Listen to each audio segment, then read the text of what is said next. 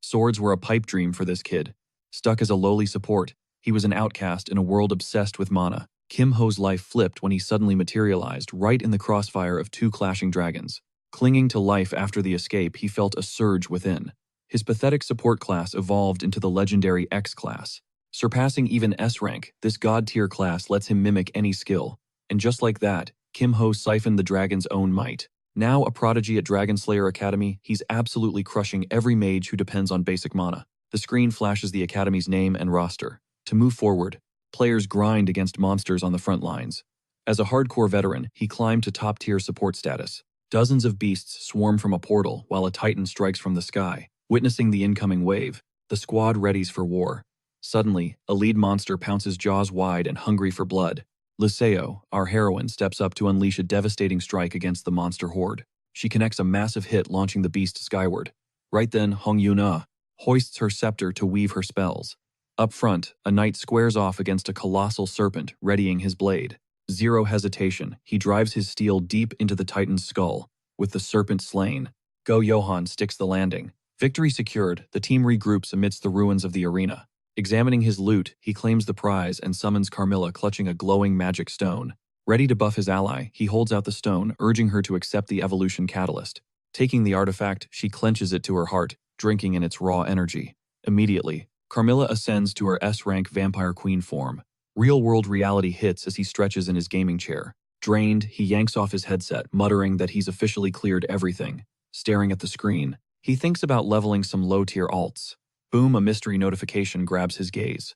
Reading the alert, he finds a secret quest earned through his feats. The details leave him floored. This mission is X-rank difficulty. He finally gets it, there are higher realms of power out there. Without missing a beat, he locks in and clicks accept. A flash confirms it, the mission is officially underway. His world blurs, replaced by the azure sky of a dense forest. He's been pulled into the game, reincarnated for this final quest. Scanning the trees, he realizes he's back in the tutorial zone. Checking his stats, he's totally broke, no skills, no gear. Suddenly, a window pops up, bestowing a few reincarnation perks. Moments later, the survival tutorial kicks off 10 minutes on the clock. Recalling this stage, he figures it's just dodging trash mobs. But a thunderous roar shatters the peace. Looking up, two massive dragons are tearing into each other with savage fury. Stumbling back, he's rattled two endgame bosses in the tutorial. He books it, sprinting to escape the kill zone. A dragon's blast incinerates the woods behind him. He skids to a halt, realizing this is his shot. To trigger copy, he must witness the precise moment of activation.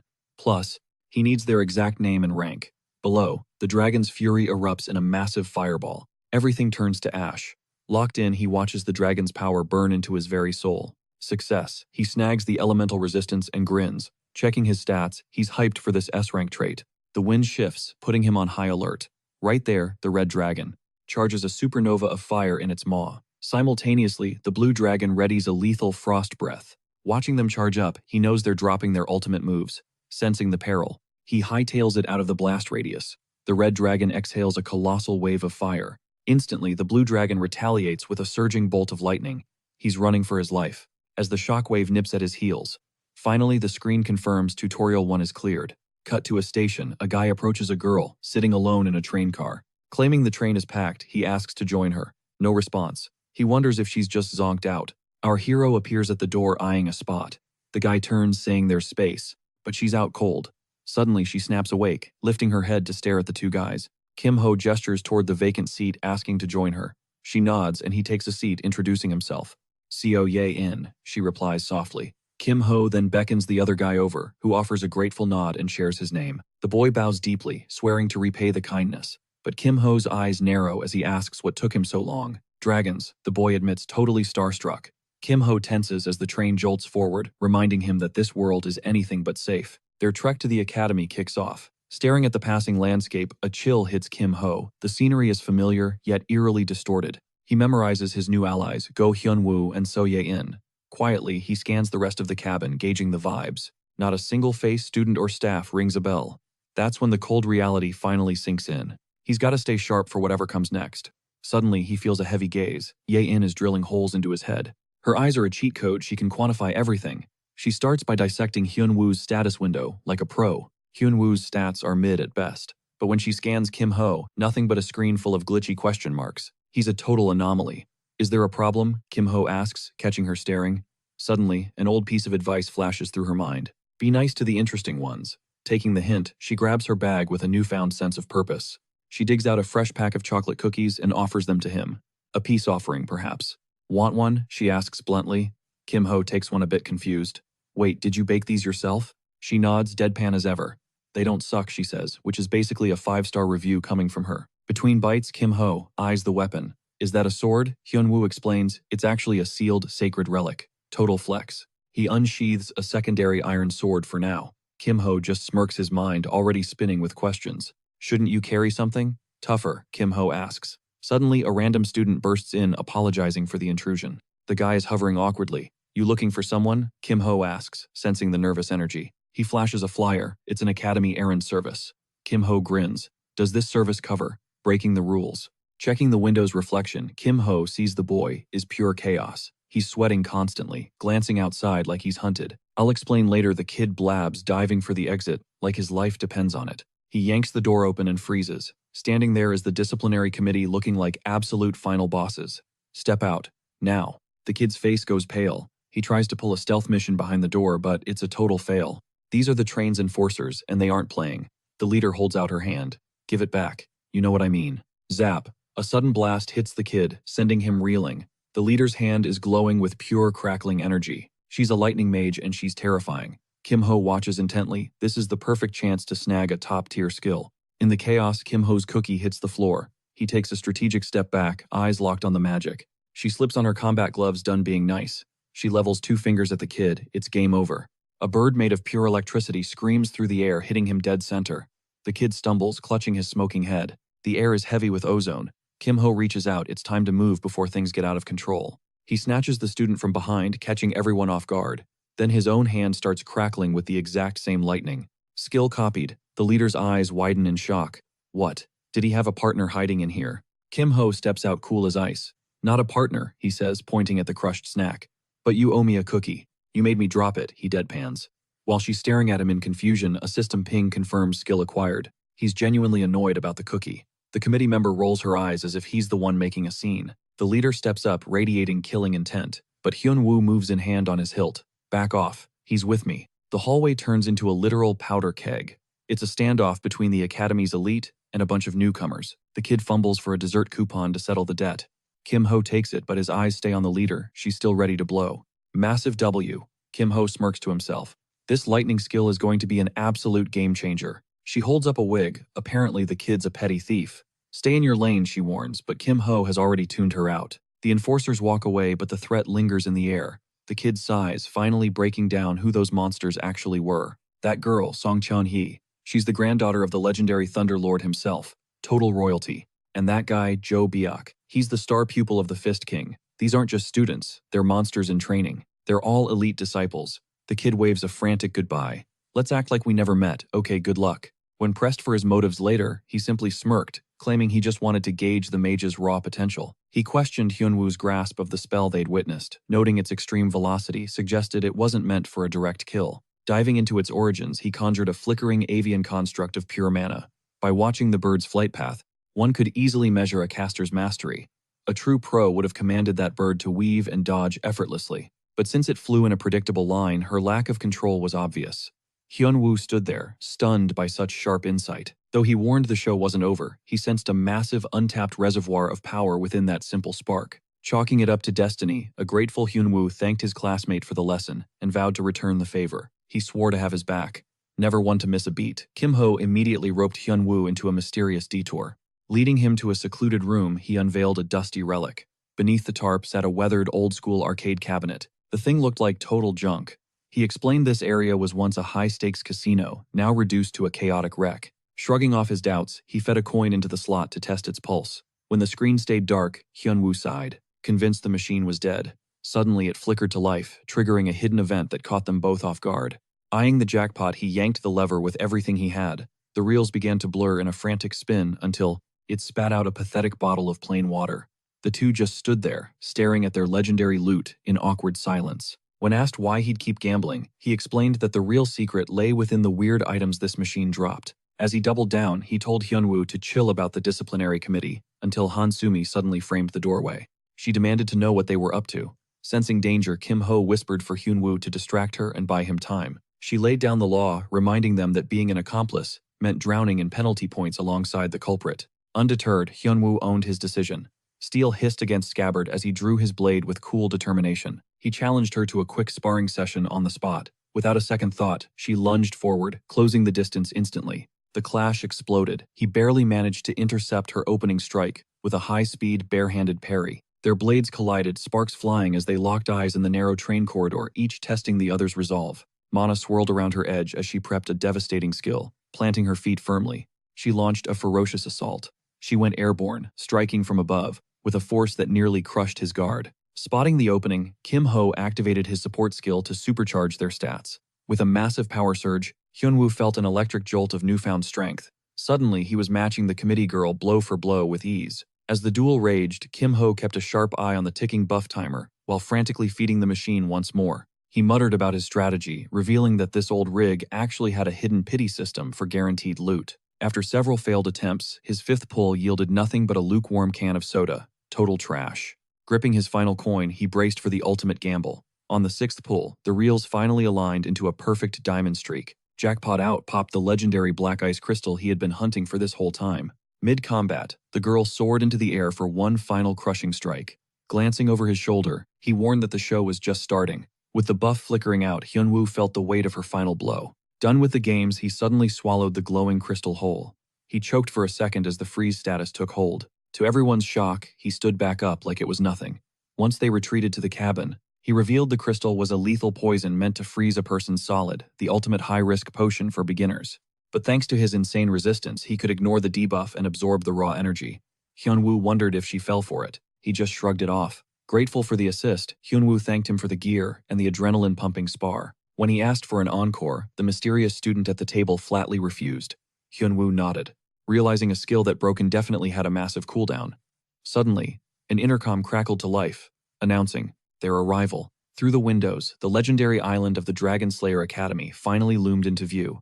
Legend says this place was once a den of cutthroats and chaos, until a lone hero arrived and purged the shadows, conquering every dungeon in sight. On the ruins of that lawless land, he built a city and founded this elite academy. At the massive gates, seniors were already herding the fresh meat. As they crossed the sprawling courtyard, a girl hissed a warning to avoid the upperclassmen. Suddenly, a miniature tiger pounced onto a nearby student's shoulder. Turning heads as they move, the squad is suddenly halted by a sharp voice cutting through the air. Pivoting, they're met with the icy gaze of the committee head, who gestures for them to fall in line. They reach the disciplinary office's heavy doors. Left in isolation, he sits in the interrogation room, bracing for the questioning. Scrutinizing the data, the battle-worn veteran nods, finding no flaws in the explanation and accepting the narrative. He declares the artifact perfectly legal.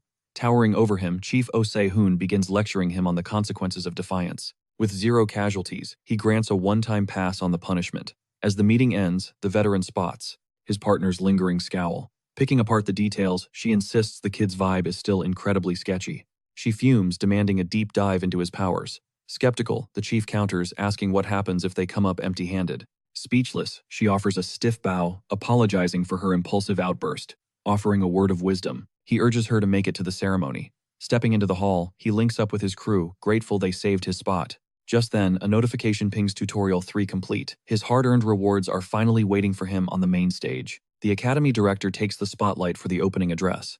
Glancing at him, a student whispers that the guy looks totally underwhelming. Little do they know this old man is a legendary retired hero, wielding monstrous power. Snickering about the director, a student notes that's rejection, number 5 already. Center stage, the director clears his throat and officially greets the new class. Laying out the Academy's mission, he declares they're here to forge elite dragon slayers. He adds that the founder specifically chose the word slay for a dark reason. As the monologue drags on, Kim Ho remains hyper-focused, scanning the room. Deep into the address, a few students actually start feeling the hype. Wrapping up, he hopes everyone ascends to true heroism here. Kim Ho leans over, asking if the speech was a total snooze fest, but his buddy quickly shuts that down. Suddenly, a female instructor steps up to drop some crucial intel on the student body. With a deathly serious expression, she warns that rookies are strictly confined to the dungeon's first floor. She commands them to memorize the handbook to stay out of trouble. Dismissing the crowd, she sends them packing to the dorms. Immediately, out of nowhere, one student jumps up, rallying the group for a celebratory feast. Noticing the bruises, Hyunwoo questions the beat-up look on his face. motioning toward him. He reminds them that day, one of classes kicks off tomorrow. Reaching the dorms, Hyunwoo waves off his new roomie. Back in his room, he sheds his jacket, refusing to just call it a night. Hanging his uniform up, he gears up for his next move. Sinking onto the bed, he slips into a deep meditation to maximize his downtime. Using his palms, he funnels every ounce of energy to construct his core. Every skill relies solely on an internal power engine. Exactly like this one. Despite being a total rookie at this, the complex process feels strangely intuitive to him. Crushing the crystal and absorbing its essence, he grins certain of a massive power spike. Over in Hyunwoo's quarters, he's also deep in focus. Flashbacks of the duel hit him Hansumi, the first real monster he'd ever faced. He knows that without Kim Ho's clutch save, he'd be face down in the dirt. From the moment they crossed paths, he couldn't ignore his friend's unbreakable confidence. Eyeing his blade in the corner, he wonders if it's time to ask for a hand. Shaking off the thought, he chooses independence, valuing Kim Ho as his first true ally. Shutting his eyes, a smirk plays on his lips. As he resolves to conquer this solo, sunrise brings a buzz of chatter as students wait for the first bell. Letting out a massive yawn, Seo Yeon stumbles in looking like a total zombie. With the instructor missing, rumors start flying about who's actually running the show. Noticing a shadow at the door, the class braces to greet their new mentor. But the person who steps inside leaves the entire room paralyzed with shock. Standing before them, the new instructor identifies himself as Lee Soo-dok. Singling out a girl, he demands she reveal his infamous nickname. Trembling, she mutters, the Human Butcher, a title that actually catches Kim Ho off guard. In this academy-driven world, some geniuses break their limiters only to turn into villains. Lee Soo-dok's whole life is dedicated to hunting those monsters down. He clarifies that he's only here on the director's special request, and he's a straight-up pro. With a murderous glint in his eye, he warns that he'd sooner bury them than see a failing grade. Cutting the small talk, he chalks up the board, breaking down the brutal grading system. When it comes to points, he reveals that attitude scores can go into the negatives, and he's watching every move. He hints at a reunion, post-graduation. Doubling down on the details, he explains that their exams will involve raiding high-stakes dungeons as well. It's a brutal PvP survival, where rank depends on crushing your peers. He points to the scoreboard, daring anyone to speak up. Everyone to the arena, the students flood the stadium, and the placement exams kick off with immediate high-stakes duels. The crowd goes wild in the bleachers, catching Hyunwoo off guard. This isn't just a fight, it's a grueling endurance test. The rules are simple: fight until you collapse, or the 5-minute clock runs out. No mercy allowed. Victory or a draw are the only ways out.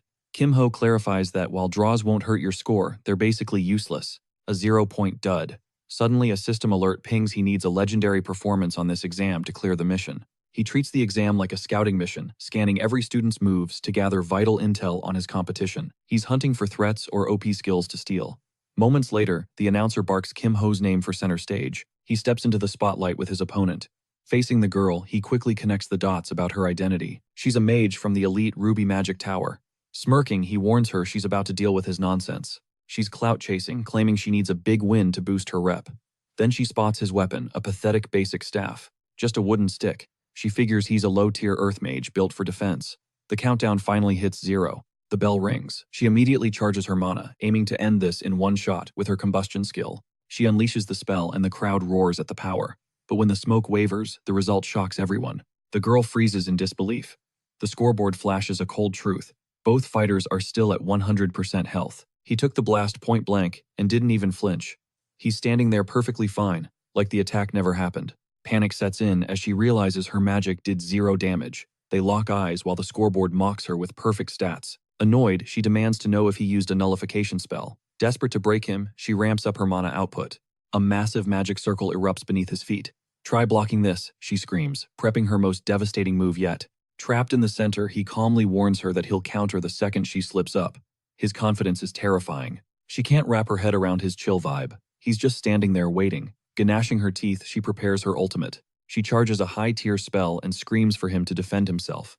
A massive pillar of fire roars toward him. The inferno swallows him whole. A violent explosion rocks the entire arena, swirling with intense, blinding heat and smoke. Fire ravages the stage. The audience gasps at her raw power, while she slumps over panting from the massive mana drain. She's totally gassed out, but as the haze lifts, he emerges without a single scratch. She's literally lost for words. "My turn," he says, revealing his trump card. He unleashes a bird-shaped strike, catching her completely off guard. She throws up a desperate guard to block the incoming strike. The attack connects with brutal precision and force. The impact rattles her bones, and she grinds her teeth through the pain. She's paralyzed her body, refusing to move. "Let's call it," he says, ending the duel right there. He looks down at her with a final word of advice. He tells her to stop wasting energy and save her hidden skills. Still stunned, she can only grumble in pure frustration. The crowd is stunned by the upset. Seeing the stares, he realizes he accidentally became the center of attention. No break for the weary. His name is called for the next round immediately. The crowd buzzes with anticipation. Students gasp as Song Cheon steps out as his next opponent. She snaps her gloves into place, ready for war. She smirks, calling it lucky that she gets to fight him now. They square up the air, thick with tension. He suddenly raises his hand and forfeits before a single punch is thrown. From the sidelines, the professor watches baffled. The professor questions his logic. He simply explains that he'll farm points elsewhere, since his condition isn't ideal right now. She's annoyed, but he sticks to his guns. Nothing will change his mind. The professor clenches his fist and marks it. Loss processed. She calls him pathetic, quoting her grandfather's philosophy about always giving 100% in battle. Only those who never quit reach the summit. That's when it clicks her grandpa is the legendary Thunder Lord. He scoffs at the advice, saying that logic doesn't apply to his situation. He casually brushes off the tension. Take the win, he tells her. Disappointed, she walks away, regretting she ever thought he was worth her time. She stops in her tracks, remembering something. He grins, knowing exactly what's on her mind at that moment. He reminds her about the dessert coupon she promised. Her smile twists into annoyance at his shameless attitude. Her name is called, and she faces a challenger from Topaz Tower. He senses her overwhelming aura and freezes. The guy is totally rattled. Before he can even blink, she unleashes a devastating bolt of pure lightning. The scoreboard flashes a crushing victory for the girl standing tall. That was a total slaughterhouse in there, the guy mutters as the loser gets wheeled out on a stretcher. Kim Ho definitely made the right call by tapping out early, but in the ring the girl is fuming with pure rage. Did you catch that death stare? The student asks, but Kim Ho just flashes a mysterious smirk. Everything's falling into place perfectly, he thinks, even as the crowd dismisses his win as nothing but a fluke. He's got the intel he needed, and now the announcer steps up to hype the next big clash.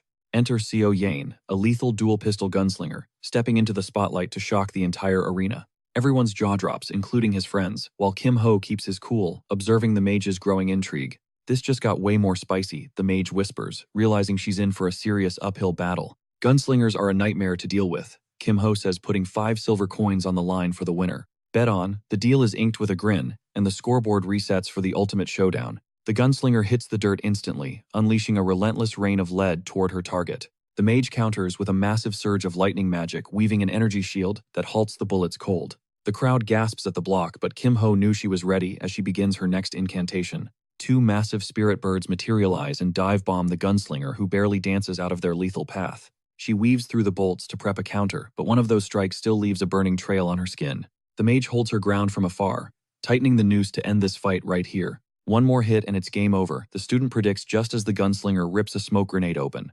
A thick fog swallows the arena, leaving the mage blind and vulnerable to whatever comes next. Now, that's a pro move, the student cheers as the mage struggles to see through the hazy chaos. She tries to sense her surroundings in the smoke, but then a sudden flash shatters the silence. A bullet tears right through her shoulder, sending her spinning in total shock at the invisible strike. As the enemy closes in, the mage spots the shimmer of high-tier invisibility tech. This is getting dangerous. She must be loaded with that gear, someone shouts while the shooter swaps her pistols for a heavy rifle. Another shot grazes the mage's skin and both health bars on the screen start bleeding out rapidly. With their points plummeting, the mage realizes that just playing defense is a one-way ticket to a loss. The shooter slides across the ring, with 0 openings, landing another hit that keeps the mage on her heels. She focuses on the bullet trails to survive, watching as a heavy round slams into her energy shield. The wall stands firm, and catching a split-second opening, the mage prepares her devastating retaliation. A serpent of lightning surges across the floor, but the shooter uses her weapon's recoil to launch herself skyward. Found you, the mage smirks, finally locking onto her target with eyes full of confidence. You can't run from this one, she warns, as a massive blast sends the shooter screaming into the ground.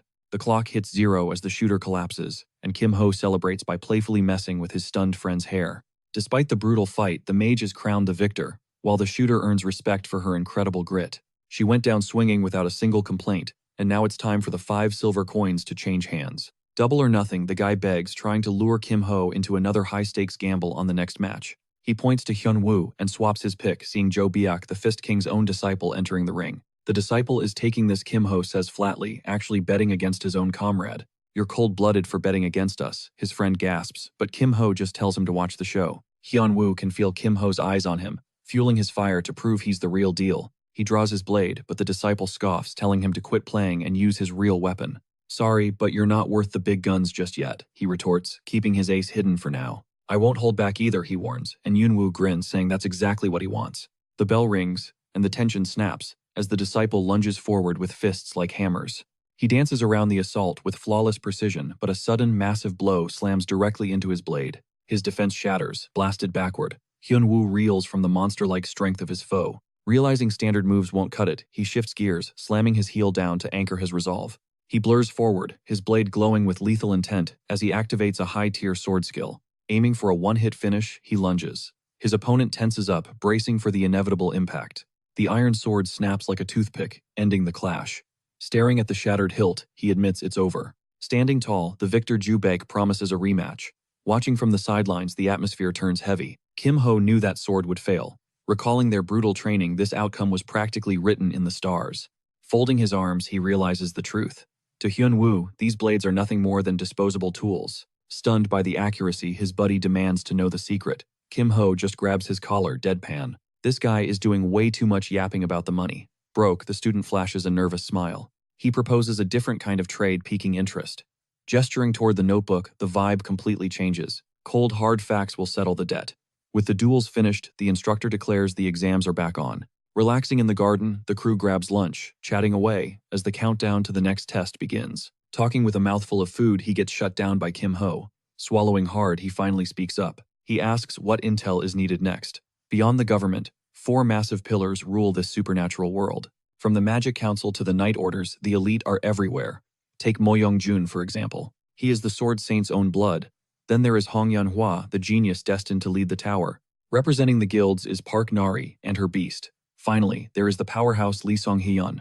As the Swordmaster's heir, he is top tier. Checking his notes, he narrows down the real threats. These are the undisputed monsters of the class. But wait, where the hell did Hyunwoo disappear to? Checking his notifications, he realizes he is late for a meeting. He takes off like a shot. Shouting an apology, he vanishes, leaving Kim Ho stranded alone with the quiet girl. Talk about awkward. He is totally lost on what to say. Still, she is the very first real ally he has made here. She just munches on a cookie, maintaining total radio silence.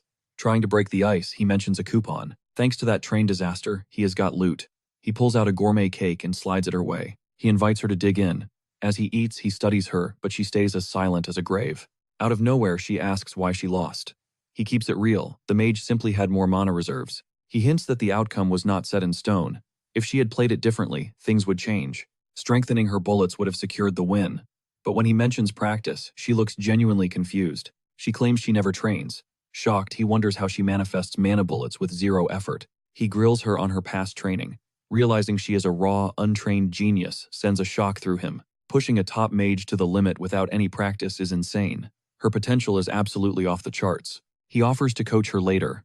Just then, the bell tolls, signaling the start of the next exam phase. Before the shimmering portals, the professor breaks down the rules for conquering the deadly mist forest. 2 unique rules apply here. Rule number 1, rack up the highest score before the clock hits 0. Rule 2 is a nightmare. All gear and skills are nerfed to F rank. It is a level playing field. Even their mana cores are being suppressed. The news hits the students hard, leaving many reeling on the floor. They look pathetic, groveling in pain. Disgusted, the professor dismisses them as nothing but weaklings. The data does not lie, only a handful actually survived the initial shock. Now for the next duo. Kim Ho and Seo Ye-in are up next. He leans in, suggesting she swap her pistol for a rifle. The mage scoffs, wondering why a non-shooter is suddenly acting like a combat expert. Peace out, I guess. Stepping through the portal, his stats recalibrate instantly. He finally enters the heart of the testing zone. A stray slime appears perfect for a warm-up. He pulls up his status window to check his power. He needs to see exactly what he is working with. Suddenly the timer starts and a mud goblin spawns. The beast is not wasting time. It lunges, snapping its jaws onto his staff, trying to crush his weapon. Sidestepping a lethal blade, he clocks the chaotic spawns. Yet a hidden rhythm emerges. These beasts follow a logic. Pivoting, he locks onto a fresh horror, manifesting in the shadows. He hurls a blade, sniping an orc mid-manifestation. The steel bites deep, finding its mark. It pierces the creature's skull, ending it instantly. Discarding his staff, he eyes the fallen orc's brutal axe. Why bring gear when you can loot the dead? He grins, ready for the next wave. Now the real grind begins. He carves through the mob, a relentless whirlwind of calculated violence. Unstoppable. With 7 minutes on the clock, his score is already hitting legendary heights. As 2 trolls emerge, he freezes. No witnesses. He nukes the replay data immediately. High scores bring unwanted heat. Despite the massive tally, he sighs he's definitely feeling a bit rusty. Mission accomplished. He's done enough. Checking his stats, he decides to call it a day. He strolls toward the exit rift. Stepping out, he bumps into the girl who just wrapped her trial. She's totally drained yet somehow outscored him. When he checks in, she just lets out a weary sigh. That trial was brutal. Nearby, the professor sneers, noting he didn't even survive 10 minutes inside. Dragon Slayer, more like a quitter. But then the professor glares at the actual scoreboard. The early exit makes no sense. Something smells fishy, and he's determined to dig up the truth. Next up, he barks for Hyun Woo to step into the rift. Meanwhile, his eyes scan the rankings. The elites are dominating the board. Can a nobody like Hyun Woo even stand a ghost of a chance? The odds are stacked. Maintaining a poker face, he silently waits for the carnage to unfold. Boom, Hyun Woo rockets to rank 1 with over 1,000 points. The crowd goes silent. Murmurs erupt through the hall. As he steps out, Kim Ho greets him with a massive grin. Nice work, man. Hyun Woo shrugs, crediting his win to that power nap he took earlier. Haters start chirping, calling him a quitter. The toxicity is real, and it's starting to grind his gears. He goes to clap back, but Kim Ho stops him. Just ignore the NPCs, his friend winks. Fine. He stands down, avoiding the drama. His eyes drift back to the glowing leaderboard. Is it over? Not quite. One last player is still grinding away inside the swirling portal. Deep inside, the mage is nuking goblins for clout. Suddenly, she feels a chill down her spine. Her mana is bottoming out. The monsters stall, and an old piece of advice flashes in her mind. She grips her staff, funneling every drop of mana into a single devastating enchanted strike. One massive burst obliterates the goblin. Exhausted, she steps back through the rift to join the others. She tops the charts but still pouts about her score. Mid-complaint, the professor takes the stage. Final rankings drop tomorrow. He waves them off, then spots a mysterious item on the ground. Moving swiftly, he storms into the director's office. He marches straight to the main desk. Show me the footage. He demands the student's replay, brooking no arguments or delays. Empty, the tech shrugs. No file, no playback. Fine, then pull up the entry logs instead. He scrubbed the evidence. The professor realizes the kid intentionally nuked his own replay. This boy is a ghost hiding insane power. And in this academy, shadows have teeth. If a spy is among them, time is running out. He keeps his suspicions locked down tight. No leaks. He'll watch from the dark, afraid that pushing too hard will scare the boy off. He glares at the monitor. This student is now his primary target. His gaze is ice cold. Kim Ho shivers, feeling an invisible pair of eyes. Later, the squad hits the cafeteria to decompress. Half asleep, she heads out. But the boys are just getting started, diving into the academy catalog. Coffee in hand, he prepares a deep dive. But the boy just groans. The instructions are total gibberish. He flashes his ID. Welcome to the New World Order, where points are the only currency. From epic loot to top-tier gyms, these points are your ticket to the high life. About that replay, his friend reminds him of the deal they struck before the system demo. He demonstrates how to purchase pure battle logs, leaving his buddy completely floored by the footage. It is Hanseme's duel. Flashing his screen, he reveals that his friend's footage is a certified bestseller. Popularity spells trouble. Rivals are dissecting his style.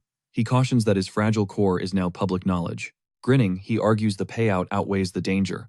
Plus, elite training facilities are now within reach. These chambers turbocharge internal mana. Stunned, his pal leaps up, oblivious that such power-up spots even existed. Sinking back, he realizes entry requires a mountain of points. Folding his arms, Kim Ho drops the truth. Every last credit must be sacrificed. But then he gestures. There's a secret shortcut to the top. Snagging the pass means dethroning Mo Yangjun. Sensing his friend's hesitation, he proposes a lethal bargain. He'll secure the entry permit if his buddy helps him clear a high-stakes dungeon raid. Tightening his grip, he warns that this abyss swallows the weak. It is a literal do-or-die mission. Eyeing Kim Ho, he refuses to back down from ultimate power. Thumping his chest, he is all in. Radiating absolute confidence, Kim Ho vows to seize that pass within a mere 14 days. Reaching the lab, he requests entry and spots a lone student buried in mechanical gears. The boy demands his business. Stepping forward, Kim Ho confesses his curiosity about the Magitech circle. Fuming at the intrusion, the artisan snaps that he is in the wrong place. He adjusts his frames. He orders a quick exit. Grinning, Kim Ho throws a wink and promises just a brief scouting mission. Observing the craft, he identifies a solid B-rank talent. Slowly, he reaches out his palm. He activates his mimicry, plucking the Magitech skill. With the data secured, he hunts his true prize. Smirking, he flaunts a dusty blueprint, claiming he has stumbled upon something truly legendary in the chaos. He questions the item's potential, but the boy scoffs. It is a junk relic no mortal can forge. Producing a rare catalyst, he proposes a swap for the cube's schematics. The boy's eyes widen. The crafter admits it is a Magitech treasure.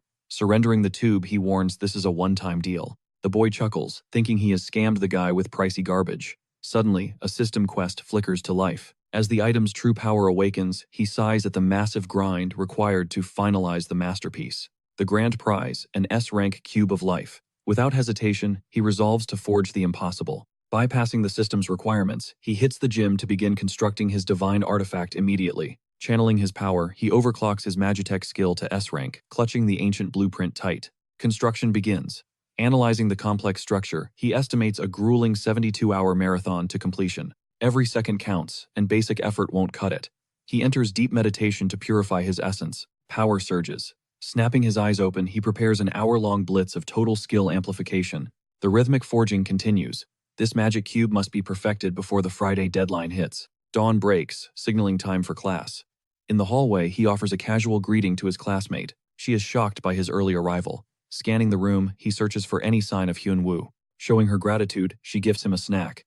He realizes the treat is shaped like a tiny dinosaur. He finds the gesture amusing. Just then, Hyun-woo bursts in, greeting the duo with high energy. Kim-ho checks on his progress. Beaming, the boy claims he has never gathered such massive mana reserves before. The speed was insane. Nodding, Kim-ho swears that the entry permit will be theirs very soon.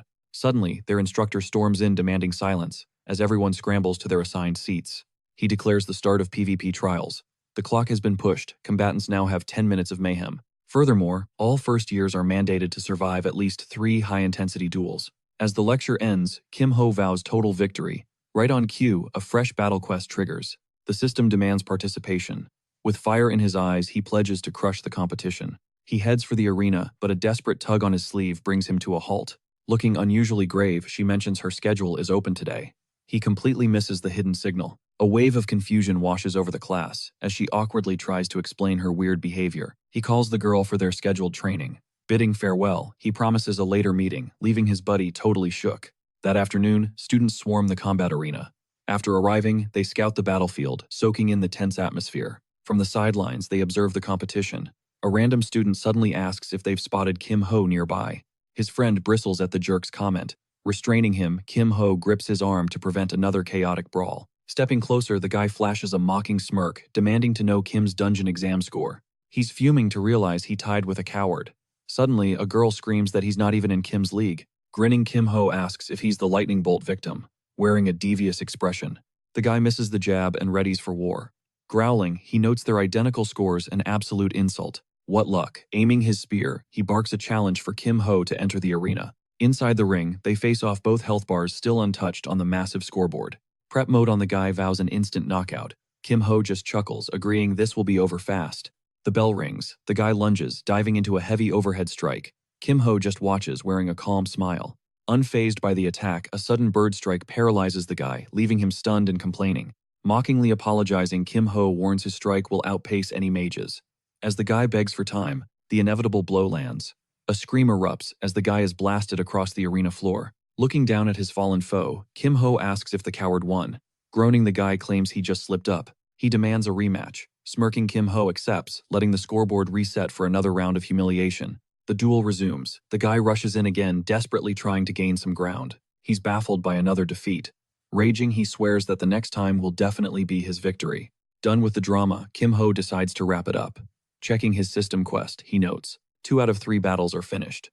He offers the guy a few pointers if he's truly desperate to learn. Flashing a grin, he demands a fee. Spotting the rare pill, he realizes it's top-tier loot. Handing it over, the guy begs to keep this crushing defeat a secret. Stashing the box, Kim-ho promises to spar until he's satisfied. Getting up, he asks if the guy's had enough. Trembling, the guy kneels, begging forgiveness for his earlier arrogance. Admitting his mistake, he confesses Kim-ho is no coward. Turning away, Kim-ho suggests keeping up the coward facade. The guy agrees he won't be the only one fooled. Rejoining the crew, he checks Hyun-woo's progress. Hyped, he heads for his final fight.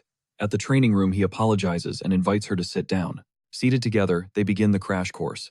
He watches closely as she attempts to manifest a mana ball. He's stunned she survived the battle with such low-level power. Then, he promises to teach her mana-infused bullet distribution in their next session. The girl uses the terrain to line up her shot. Her opponent goes dark, prepping a sneaky ambush. But her mana-sensing eyes track him instantly. Arrogantly, the guy claims his barrier is impenetrable.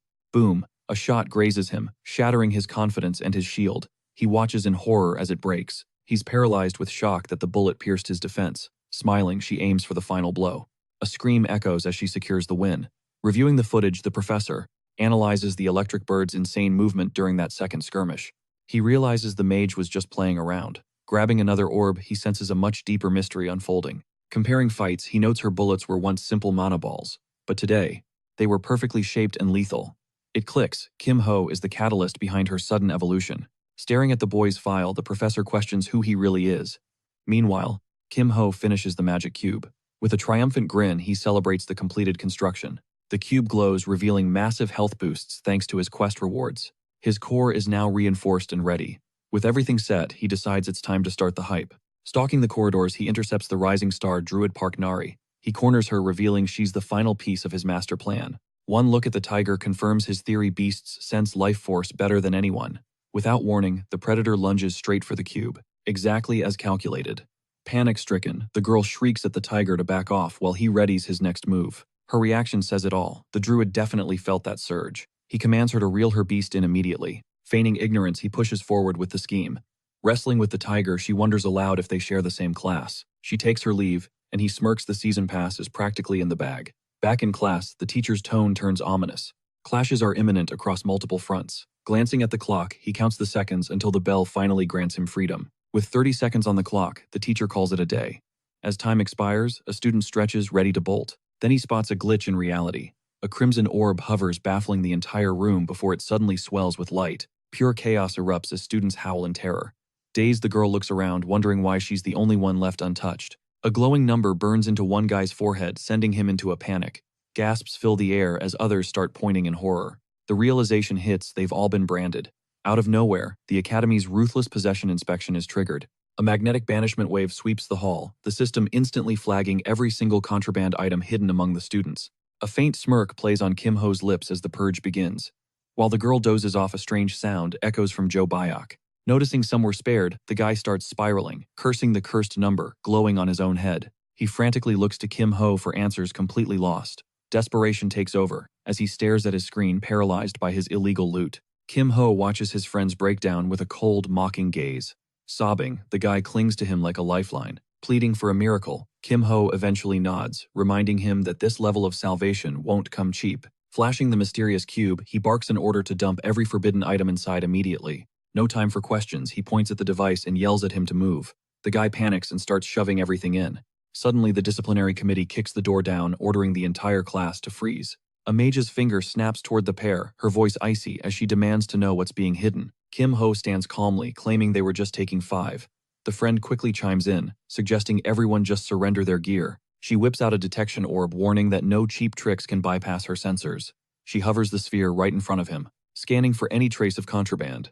When the orb remains silent, he casually asks for permission to sit back down. Reclaiming his seat, he smirks. This is exactly why finishing the Cube of Life early was vital. The Cube of Life is a legendary artifact that effortlessly bypasses the banishment wave. Later on the street, his friend overflows with gratitude. Admitting he was almost wiped out, the guy thumps his chest, swearing to settle the debt very soon. Accepting the promise, he leads the way to their headquarters, the infamous Thieves Club, to finalize their business. They were the school's most notorious rebels. At the entrance, the guy shouts for the boss, announcing their presence. Boom, the door explodes open, sending the guy flying with a brutal strike. Next thing he knows, the leader's boot is on his chest. She barks an order for him to stay sharp. Taking in the madness, Kim Ho smoothly introduces himself as the guy's new partner. Keeping her heel firmly planted, the leader identifies herself as Dang Yu Young. She applies more pressure, demanding to see the artifact that defied the wave. Spotting the cube, her eyes widen. The legend is actually real. Fingers trembling over the cube, she admits she's tempted to swipe it. He just grins, warning her that it'd be a one-way ticket to getting caught. She knows the school's tech too well. This is high-level magitech.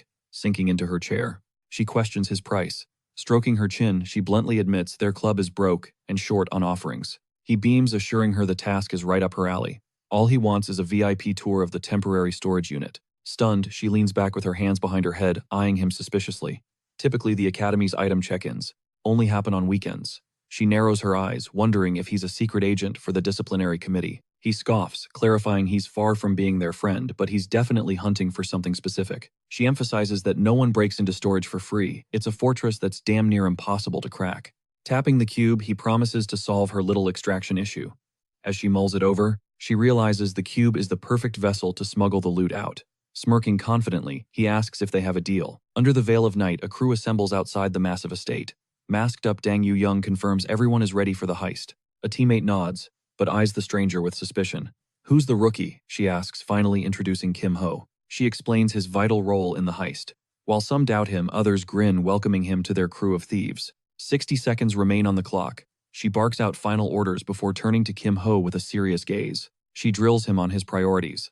Then, with a sharp signal to move, the infiltration officially begins. It's go time. The crew bolts toward the massive structure. Kim Ho activates a stealth skill, gliding through the shadows like a ghost. Trailing the leader, he taps her shoulder to siphon her ability.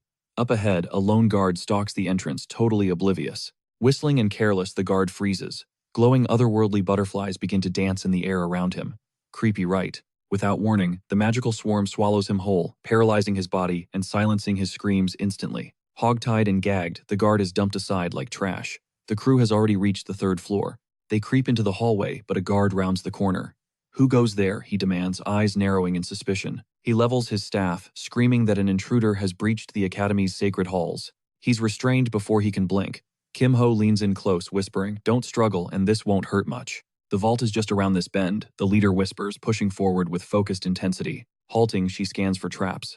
The security feed pops up on her device, and she lets out a frustrated curse. A powerhouse guard is camping the entrance. Kim Ho steps up coolly, offering to handle the heavy lifting himself. "Do you know how to use shadow butterfly magic?" he asks. Taken aback, she confirms she knows the forbidden art. Her skill is amateur at best. Kim Ho places a hand on her, supercharging her mana with a mysterious technique. "How did you do that?" she stammers, but he cuts her off. Time is fading. Dang Yu-young watches him intensely. This guy is sus, but she has no choice. Focusing her mind, she unleashes the newly empowered butterfly technique. The guard roars as the swarm closes in. He swings his massive axe wildly, trying to shred the ethereal insects. His blade misses every time. Powerless against the magical onslaught, the Guardian is consumed by the dark energy. They watch from the shadows as a silent blast takes him down. Looking at the paralyzed giant, she is stunned. "That was easily A-rank level power," she mutters.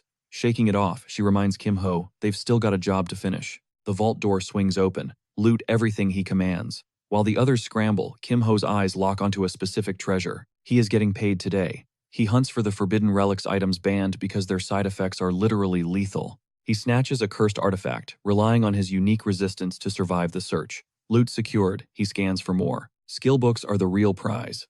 Scouring the dusty shelves, he spots a manual that practically radiates ancient power. He absorbs the knowledge instantly. A wise move before their exit is violently interrupted. A cold voice echoes from the doorway. Song Cheong-ji stands there, her icy gaze piercing through Dong Yu-young. "Stealing on day one. Classic," she sneers. Yu-young fires back. "What's the high and mighty president doing in a place like this?" The president ignores the sass. "Surrender now or things get ugly." She readies her magic, knowing every second counts. Run Yu-young screams to the crew, unleashing a chaotic distraction to mask their frantic retreat. A dense shadow barrier erupts, cloaking the thieves. By the time the darkness clears, the room is empty. Guak Seongjai bellows that the intruders have breached the perimeter. Don't let a single one of them escape. Kim Ho is a blur of speed, tearing down the corridor toward freedom. But then, his instincts scream. He senses danger and ducks. A massive stone fist pulverizes the wall, right where his head was seconds ago. Guak Seongjai emerges, impressed by the dodge. "I don't know your face. You a new rookie on the block." "Silent type, smart move," the giant chuckles. But Kim Ho isn't looking for a chat. He's looking for an exit. Kim Ho weaves through a barrage of earth. Snapping his fingers, he retaliates with a soaring bird of pure lightning. Songjai conjures a rock shield, scoffing at the spark. "That puny zap won't even scratch my defense." Boom, the lightning shatters the stone, shocking Songjai to his core. Okay, that actually had some bite to it. Kim Ho zips past him, hearing a grunt of respect. But just as he thinks he's clear, he skids to a halt. The air turns heavy. Massive stone pillars erupt around him, trapping him. "No more games, kid. This ends now." The giant focuses his mana, roaring as the pillars ignite with speed, flying toward Kim Ho like guided missiles. He scoffs at the childish attack, but his smirk vanishes. Suddenly, an overwhelming heat wave washes over the hall. Staring in pure disbelief, his jaw drops as Kim Ho ignites a mysterious, never-before-seen flame technique. Guak Seongjae ducks low, gasping that this is a legendary forbidden art. Fire dancing across his knuckles, Kim Ho gears up for a counter. Channeling the infernal fist, he detonates a wave of searing heat right at his foe. Glancing at his glowing palm, he mumbles, that taming this wild energy is a total nightmare. Over his unconscious rival, he coldly notes the disciplinary committee is coming. He brushes back his hair, sighing that things just got messy.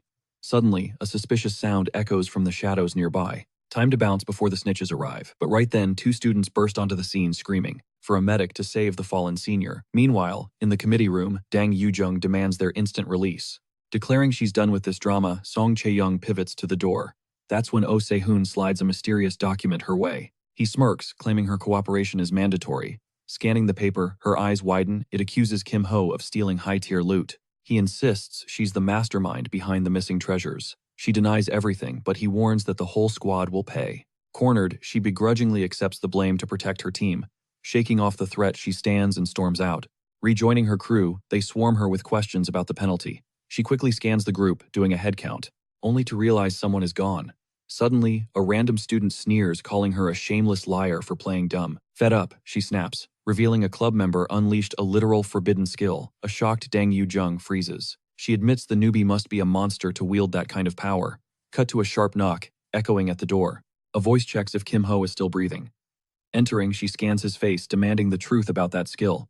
He just shrugs, claiming he never moves without a backup plan. She pivots, asking if the goods are secure. Then the jewels appear. Her eyes light up at the sparkling loot. These are top-tier treasures. Their secret deal is officially a massive success. As he heads for the exit, she cuts him off with a shock proposal. Join her club. She points a finger directly at him. Promise him the world if he signs up. She then mocks his arrogant, greedy, thief-like energy, coldly and without hesitation. He shuts her down. Deng Yujung's face twitches with annoyance. She wonders if he's just holding out to sell the loot. Is that the play? He calmly explains he just needs elite training passes, but the price tag leaves her jaw on the floor. He hints the item's true power is on another level.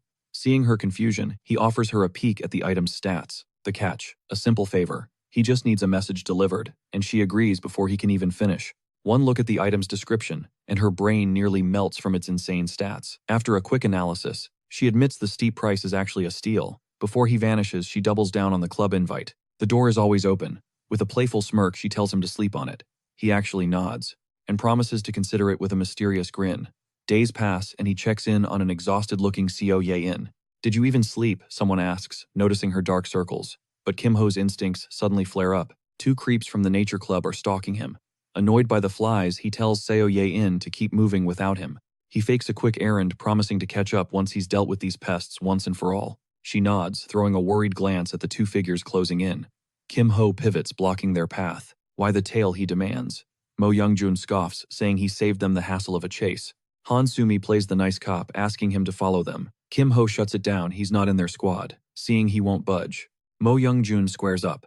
Kim Ho doesn't wait, unleashing a lightning bird that strikes with blinding speed, tagging both at once. Mo Youngjun hits the dirt, completely paralyzed. Sumi's eyes go wide. She knows that skill. Kim Ho dares them to keep going, unless they want a second round because he's on a tight schedule. Terrified, she throws her hands up and begs for mercy. She promises to drag her partner away, frantically clearing the path as she hauls his limp body. Mo Youngjun groans about his bad luck, but she shuts him up with a swift chop, knocking him out cold. Suddenly, a projectile screams through the air, sniping Han Sumi from afar. As she collapses, she can't believe she was blindsided too. Now both stalkers are face down and out for the count. Cut to the classroom where the atmosphere is tense. Seo Ye-in whispers, asking what took him so long. Kim Ho realizes the next dungeon mission is a brutal race against the clock. The professor barks the orders shatter the totem in under 5 minutes. Class wraps up and a student calls Go Hyun-woo, inviting him to squad up for the dungeon. Kim Ho gives the green light, and Go Hyun-woo joins the new team. Watching the new duo, Kim Ho just smirks while the classmate cheers over his lucky find. Suddenly, Seo Ye-in demands that he bring her along for the dungeon raid. Snared in mystical vines, Mo Young-jun howls in disgrace. A fuming Mok Jong-hwa barks that these siblings have utterly trashed his name. He seethes, wondering how they were crushed by the Academy's most infamous loser. He viciously floors the boy with one move, mocking his sheer pathetic weakness. Observing the chaos, Ha-soo-yeon suggests a face-to-face. He grunts in agreement, muttering under his breath. Their prestige is in the gutter. He swears Kim Ho will suffer a brutal reckoning for this insult. Collapsed and broken on the floor, Mo Young-jun pleads for one final shot at redemption. Scrambling up, he blames simple carelessness for the loss. Mok Jong-hwa coldly warns that another failure means total exile. He will be purged from the tower forever. Punching the air, Mo Young-jun bellows his absolute certainty of victory. To seal the deal, the master summons his golem with one order: annihilate the target without fail. Back in the dungeon, Kim Ho treats the entire raid like a casual afternoon warm-up. He spots the timer 60 seconds to clear. Facing the mob, he knows the duo is the real threat. Amidst the chaos, he hides the boss's patterns, betting on her potential to evolve mid-fight. He observes her solo progress before an elite goblin suddenly halts their advance. Freezing in place, they scan the beast's movements before making their move. He offers a stealthy bypass, but she smells bonus points. She is going for the kill. He locks in as backup while she lunges. The beast barely tanks her initial aggressive assault. It parries with its rusted blade, then charges Seo Yain with savage, lethal desperation. With icy focus, she nails a clean headshot. But the creature just keeps coming, ignoring the wound. The goblin's eyes burn with rage as it heaves its massive club for a crushing overhead blow. The monster swings with lethal intent, but Seo Yain doesn't blink. She aims her weapon true. Activating his ability, Kim Ho corners the beast, supercharging his offensive power. A lightning bird erupts from his hand. Sensing an opening, he blasts the Titans back at point-blank range. Victory. The leaderboard flashes their score. He notes they have smashed their previous clear time. There is still room for perfection. Seo Yain approaches hungry for more mana projectile training. He grins at her drive and agrees. Let's wrap up this drill, he suggests. They head to the academy range. Today's masterclass, the art of the projectile launch. He critiques her robotic handling. To show the difference, he weaves a bullet from pure mana. Treat your hand like the gun he instructs, locking onto the target with razor-sharp focus. Then let it rip. He challenges her to try the technique bare-handed first. Mimicking him, she pulls energy at her fingertips. Suddenly, the blast recoils backward. He is baffled by the physics fail. Correcting her stance, he tells her to stick to raw mana. Keep grinding, he says, heading off to snag some snacks for the break. Seo Yain halts him. She slides him, a legendary black card, insisting he treat himself at the cafe. He grabs his food, while two girls chat over their meal nearby. Catching his eye from across the room, Haseon shoots him an enthusiastic wave. Song Cheon-hui face sours the moment she sees him, but he keeps it classy with a calm nod. She stands up abruptly, claiming she needs to verify a hunch, and orders him to stay put. Stepping closer, she reaches out and asks if she can inspect his palm. Masking her suspicion as a simple palm reading, she insists there is something she has to see. Stunned, he wonders aloud how she could even know about such a thing. She grills him about keeping secrets, so he shrugs and tells her to take a look. She scans his other palm, but there is not a single burn scar in sight. Getting restless, he asks how much longer they are going to keep this awkward hand-holding session going. She releases him with a quick apology, only to shout his name again a second later. He smirks jokingly, asking if the reading says anything about his future love life. Losing her cool, she snaps that his future is looking nothing but rough and chaotic. He just turns and walks away, leaving her fuming in his dust. 24 hours later, the duo charges into the dungeon exactly like they rehearsed. Locked and loaded, Seo Yain dives into the fray with both blades unsheathed. A goblin takes a direct hit and gets sent flying backward from the sheer force. The beast does not even have time to blink before a precision strike shuts it down. Coordinating their moves, they unleash a synchronized barrage at the massive goblin boss. One final explosive combo finishes the job, bringing the monster crashing down. As the dust settles, the results screen flashes an elite rank for their performance. Grinning at the results, he notes that all those grueling practice hours were worth it. His praise finally breaks her shell, earning him a rare, genuine smile. At the portal edge, students gear up for the Academy Legendary Solo Dungeon Trial. Knowing his partner is secure, he steps into the rift to handle his own business. Once inside, he preps to clear the entire zone in record time. Massive amounts of flames begin spiraling around his fist, ready to erupt. With one devastating punch, a sea of fire incinerates everything in the vicinity. He triggers his skill, summoning a pack of fire spirits to tear through the remaining mobs. When the smoke clears, he is the only one left standing in the scorched wasteland.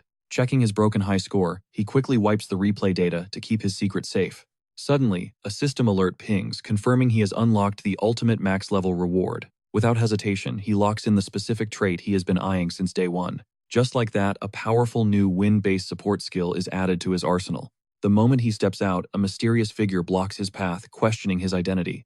The high-ranking leaders introduce themselves and request a private sit-down to talk business. Back at the cafe, Hason offers a sincere apology for acting like a jerk earlier. As they settle in, they reveal they have heard whispers about a legendary item he possesses. They ask for a peek, and to their surprise, he pulls out the mysterious cube.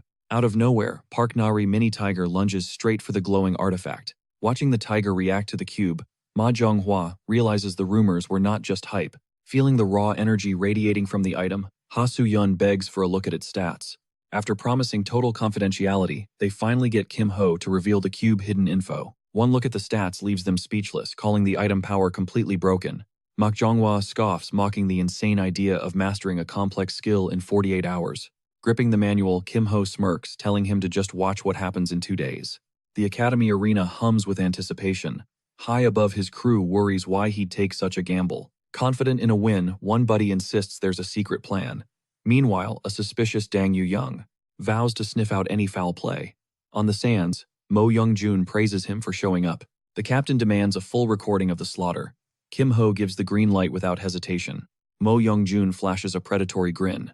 As the match ignites, both warriors step into the jagged battlefield. The timer hits 0 and chaos erupts. Mocking his past success, he growls that this time, he'll witness the true gap in power. But Kim Ho strikes first, unleashing a shocking earth technique. Eating dirt, he hears Kim Ho's cold taunt. While he struggles to rise, Kim Ho looms over him. It's just the ground after all. Fuming, he summons a massive boulder to crush that arrogant smile. He launches the mountain-sized stone with lethal intent. Suddenly, Kim Ho freezes the projectile with 0 effort. With a flick of his wrist, he dominates the massive rock. The crowd watches in absolute disbelief. Mo Young-jun screams, unable to fathom his power. Kim Ho discards the rock, detonating it instantly. Buried in debris, he realizes brute force won't cut it. Proving he's no quitter, he prepares a trump card. He claims he was saving this secret. Regardless, he vows victory and charges up a devastating strike. Slamming his palms down, he conjures a towering wooden golem. High in the bleachers, Dang Yu-young screams that he's a dirty cheater. Nearby, a spectator barks in fury at a stunned Mak Jonghwa. The captain sneers that smashing this puppet will be light work. Gripped by anxiety, she thinks they must end this rigged duel. The titan towers over Kim Ho, its crimson eye glowing hungrily. Stone-faced, he meets the monster's gaze. He remembers grinding over the skill book to reach this peak. Hunched over the pages, he studied the various support archetypes. Deep in the text, he discovered the perfect technique for his build. Reality returns as Mo Young-jun roars, promising a KO. The golem winds up hoisting a colossal timber fist. It throws a punch that shatters the air. The titan's fist craters the earth. Kim Ho blurs using a wind skill to weave toward the beast. He readies his secret technique. With a single touch, a hurricane force blast erupts, tearing through the golem. His wind mastery obliterates the construct. As the crowd roars, Kim Ho feels a massive surge of power. Flabbergasted, Mak Jonghwa demands to know how that monster fell. Forced to honor the bet, he surrenders the legendary VIP ticket. Clutching the reward, Kim Ho suggests keeping the fight footage private. Mak Jonghwa catches his drift and asks his price. Kim Ho simply wants a favor for later, a debt to be repaid. The deal struck, the gang departs while Kim Ho lingers behind. This new ability is a total game changer for future wars. Just then, his squad rushes in to hype up his insane arena win. Go Hyun Woo steps forward, delivering the promised pass. Stunned by the speed, he gets a wink and a reminder of their old pact. Arriving suddenly, Dang Yu-young appears, accusing him of side deals. She leans in, demanding details on his debt. The club wants him now. She asks for his next move and he accepts the invitation. He agrees to a meeting immediately. Stepping into Workshop 1, the sheer grandeur leaves him awestruck. A student approaches, questioning his identity. He reveals himself as the president already briefed on Kim Ho. Knowing the score, he leads Kim Ho to the private lounge for a more comfortable chat. Inside, the president grills him about the 10x10 cube. Casual as ever, Kim Ho begins to explain that the legendary blueprint is club property.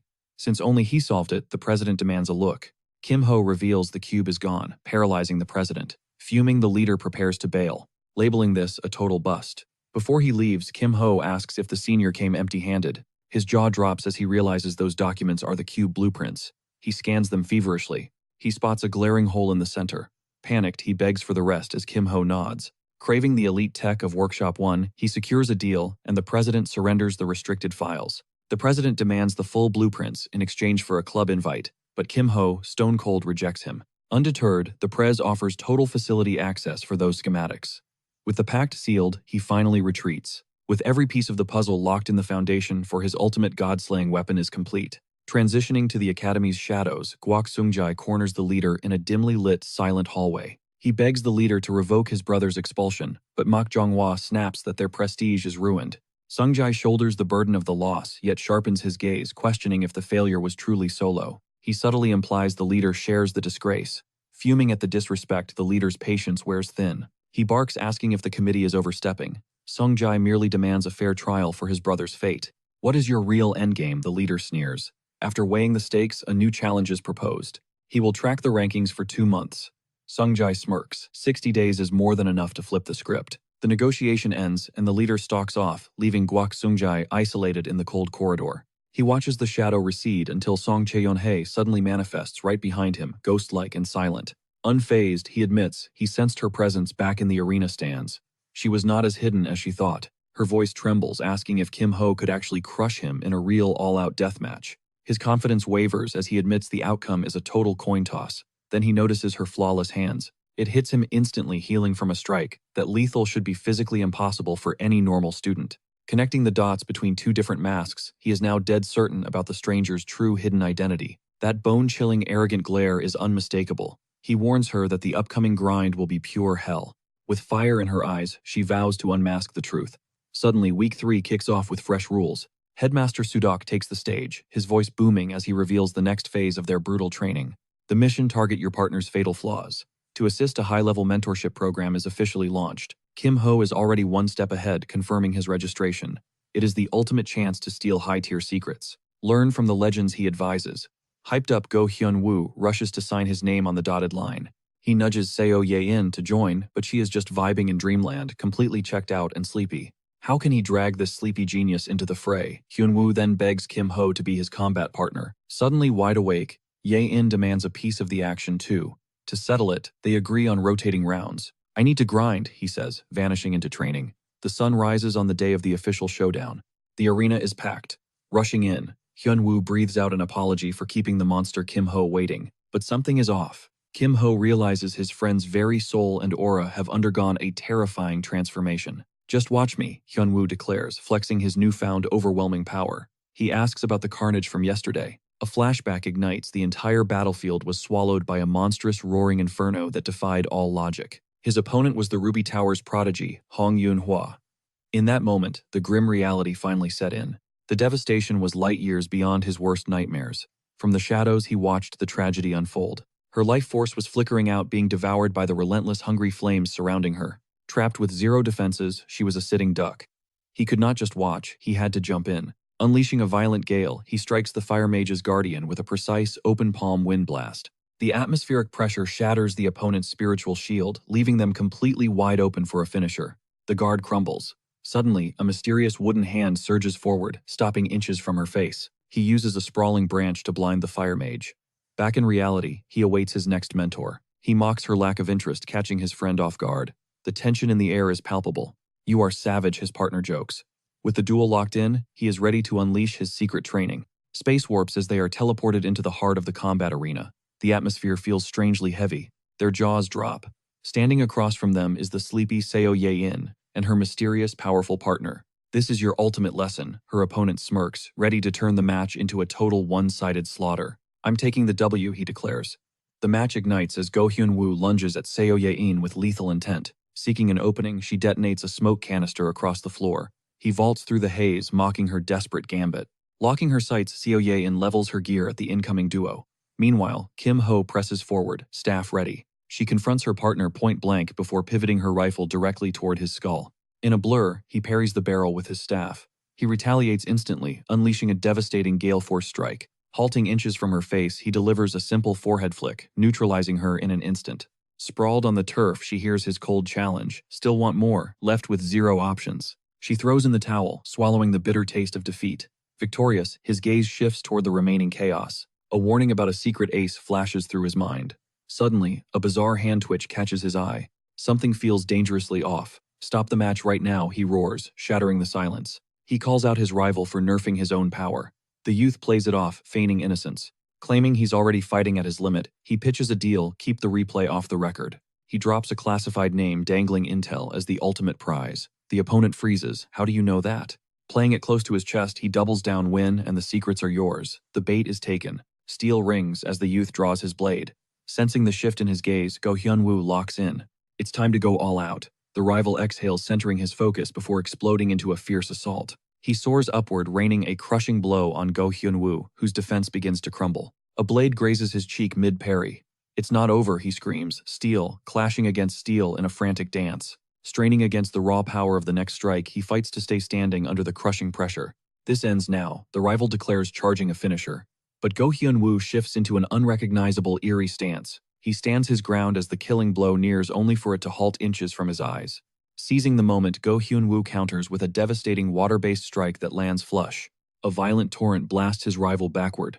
Gasped breaths fill the air as they lock eyes across the gap. Kim Ho steps onto the massive stage, calling for a ceasefire with a single commanding wave. "Take 5, he tells them. As they both hit the floor, the screen flashes victory for the team. Despite the win, the missed block feels like a crushing loss.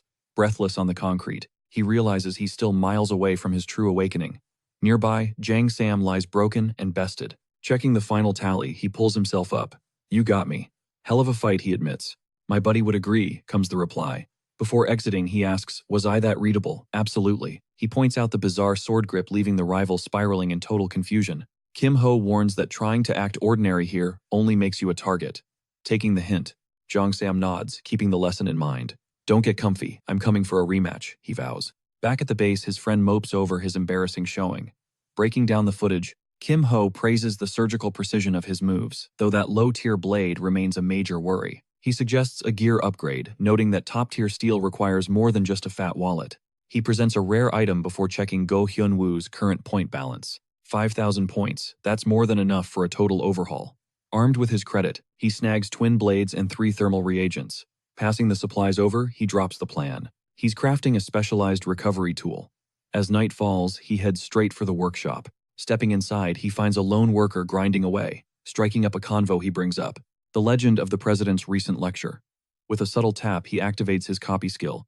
Trading an old ability for this new prize, he scours the shop for high-quality scrap. Most of these discarded parts are mint. Scavenging beats. "Dismantling any day," he mutters. From the corner, the worker watches Kim Ho's strange movements, totally baffled by the scene. "What's the plan with that junk?" he asks, curious to witness the dismantling process firsthand. One look at the loot, and he's floored. These parts are literally flawless. Mid-grind, Kim Ho decides to test his partner's vibes. He offers a quick swap. He asks the senior for a trade. Without skipping a beat, the guy starts, rattling off every rare item he needs. He worries about the boss, but trading isn't an issue. He suggests getting greenlit first to avoid drama. He flashes his phone screen, proving the boss left him on red. Suddenly, the president bursts in. He slams the door open, screaming. He eyes the gear, asking if they dismantled it. Kim Ho explains they're high-tier failures made from pricey loot. The president wants a shot, but it's a slow process. Kim Ho offers cash, knowing exactly how much grind is required. Deal sealed. The president wants the list. "Just DM it to me," he says. There's no rush. Suddenly, the other workshop bro senses an opening and asks a favor. He needs a dismantle too, and Kim Ho agrees. By sunrise, he's finally clocking out. He'll finish later. He heads upstairs, dreaming of sleep, but finds an unexpected guest waiting. It's Seo-yeon, passed out at the table. "What's she doing here?" He leans in. "Hungry for breakfast?" he asks. Silence. She's clearly still reeling from that devastating loss. She hides her face, but he's blunt. "I just highlighted your flaw." He offers a snack. "Once your position is leaked, you're wide open." After hearing his cold take, she asks for elite training, but he suggests another pro shooter would be a better mentor. She snatches the food, finally vibing with his plan. While she snacks, she signs on. Hyun-woo's hyped. He's feeling 100% and ready to roll. He's peaking, but he needs a live fire test for his new gear. Kim Ho hands him a special clip. "Use this. It buffs your gear's durability during the heat of battle." A system alert flashes showing insane protection stats. He clips it on, locked and loaded. "Thanks, I'll make it count," he vows. On the big screen, the matchup appears. Team Hyun-woo versus the world. Opposite them, Park Nari's squad is prepping for war. Kim Ho's warning echoes in his mind, "Watch out for that lethal spirit beast." Nari signals her tiger. The tiny cub leaps down, hitting the arena floor with grace. Boom! The cub evolves into a massive nightmare. The beast lunges, claws bared for blood. Hyun-woo parries the strike. "Now go for it," he screams to his partner. She responds instantly, channeling her ultimate move. With a flick of her wrist, she blasts the tiger's face with pure frost. She's not stopping, doubling down the pressure. Direct hit. The summoner's HP is tanking hard, but the tiger snarls, launching a counter. A massive paw swipe sends her flying. No, Hyun-woo screams as his partner crashes. Skidding back, he feels the weight of his weapon's limits. He drops to one knee, propping himself up with his blade. "We're outmatched," she gasps. "We need a new plan. The enemy's just spamming heals. Worse, they spot the summoner is wide open right now. She's a glass cannon. Forget the beast, they realize. Target the master." They charge in unison, a desperate all-out assault on Nari, but she sees them coming. Her partner pops a defensive item. Predictable, she sneers, activating her countermeasure. A dense wall of vines erupts. They slam into the foliage with everything they've got. Steel meets frost in a chaotic explosion of power. But as the smoke clears, the barrier holds firm. Suddenly, a shadow looms. The tiger is flanking from behind. Defeat. The scoreboard is brutal. The next day, Hyun-woo is drowning in regret. You did your best, they say. He looks at Kim-ho. What would you've done? Kim-ho is blunt. The power gap was just too massive. He starts breaking it down. Learning Park Nari wields the entire club's arsenal. Go Hyun-woo realizes his defeat against such a stacked rival was inevitable. Kim-ho reveals he has a solid counter for that OP combat strategy. Intrigued, Go Hyun-woo wonders if winning is actually possible. The secret. A legendary magic sword, the ultimate debuff tool. His shocked friend confesses he never knew such a cracked item existed. Gesturing to the footage, he warns they must keep the blade from shattering. Hyun-woo notes a B-rank drop won't come easy. With a confident thumbs up, Kim-ho points toward the underground dungeons. But Hyun-woo remembers, it's combat week, they're locked out. He explains their current rank isn't high enough to secure entry permits yet. The underground is a literal death zone, where one wrong move means game over. Is there truly no way in? Smirking, Kim-ho admits official channels are a no-go. Instead, they'll have to slip in through the back door illegally. Flashing a text, he decides to summon a specialized fixer. Once they arrive at the shady rendezvous point, Shin Byung-chul wonders what favor they need now. Locking onto his goal, Kim-ho requests access to a very specific dungeon. Tapping a classified file, he designates their target raid zone. As the fixer scans his database, he's floored to see it's only a D-rank zone. Silence hangs heavy until Kim-ho clarifies just a two-man squad. Agreeing to the job, the fixer asks what kind of fat paycheck he can expect for this mission. He waives the fee, noting he's still making good on a debt from their previous encounter. A smug grin spreads across his face. The hook is set. Byung-chul confesses he's only braved the underground once before. Kim-ho's suspicion spikes, warning the man against recklessness. Byung-chul vows to go all out. Then Kim-ho raises the stakes. Number 104.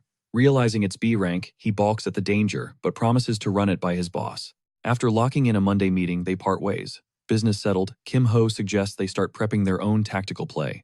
Their first objective is clear infiltrate and clear the promised D-rank dungeon. Next, he'll bargain with the Thief Club for essential gear. Even with the lethal risks, Go Hyun-woo is all in. He's locked in for the grind. Kim-ho emphasizes that their absolute survival depends on perfect team coordination. It's the make or break factor.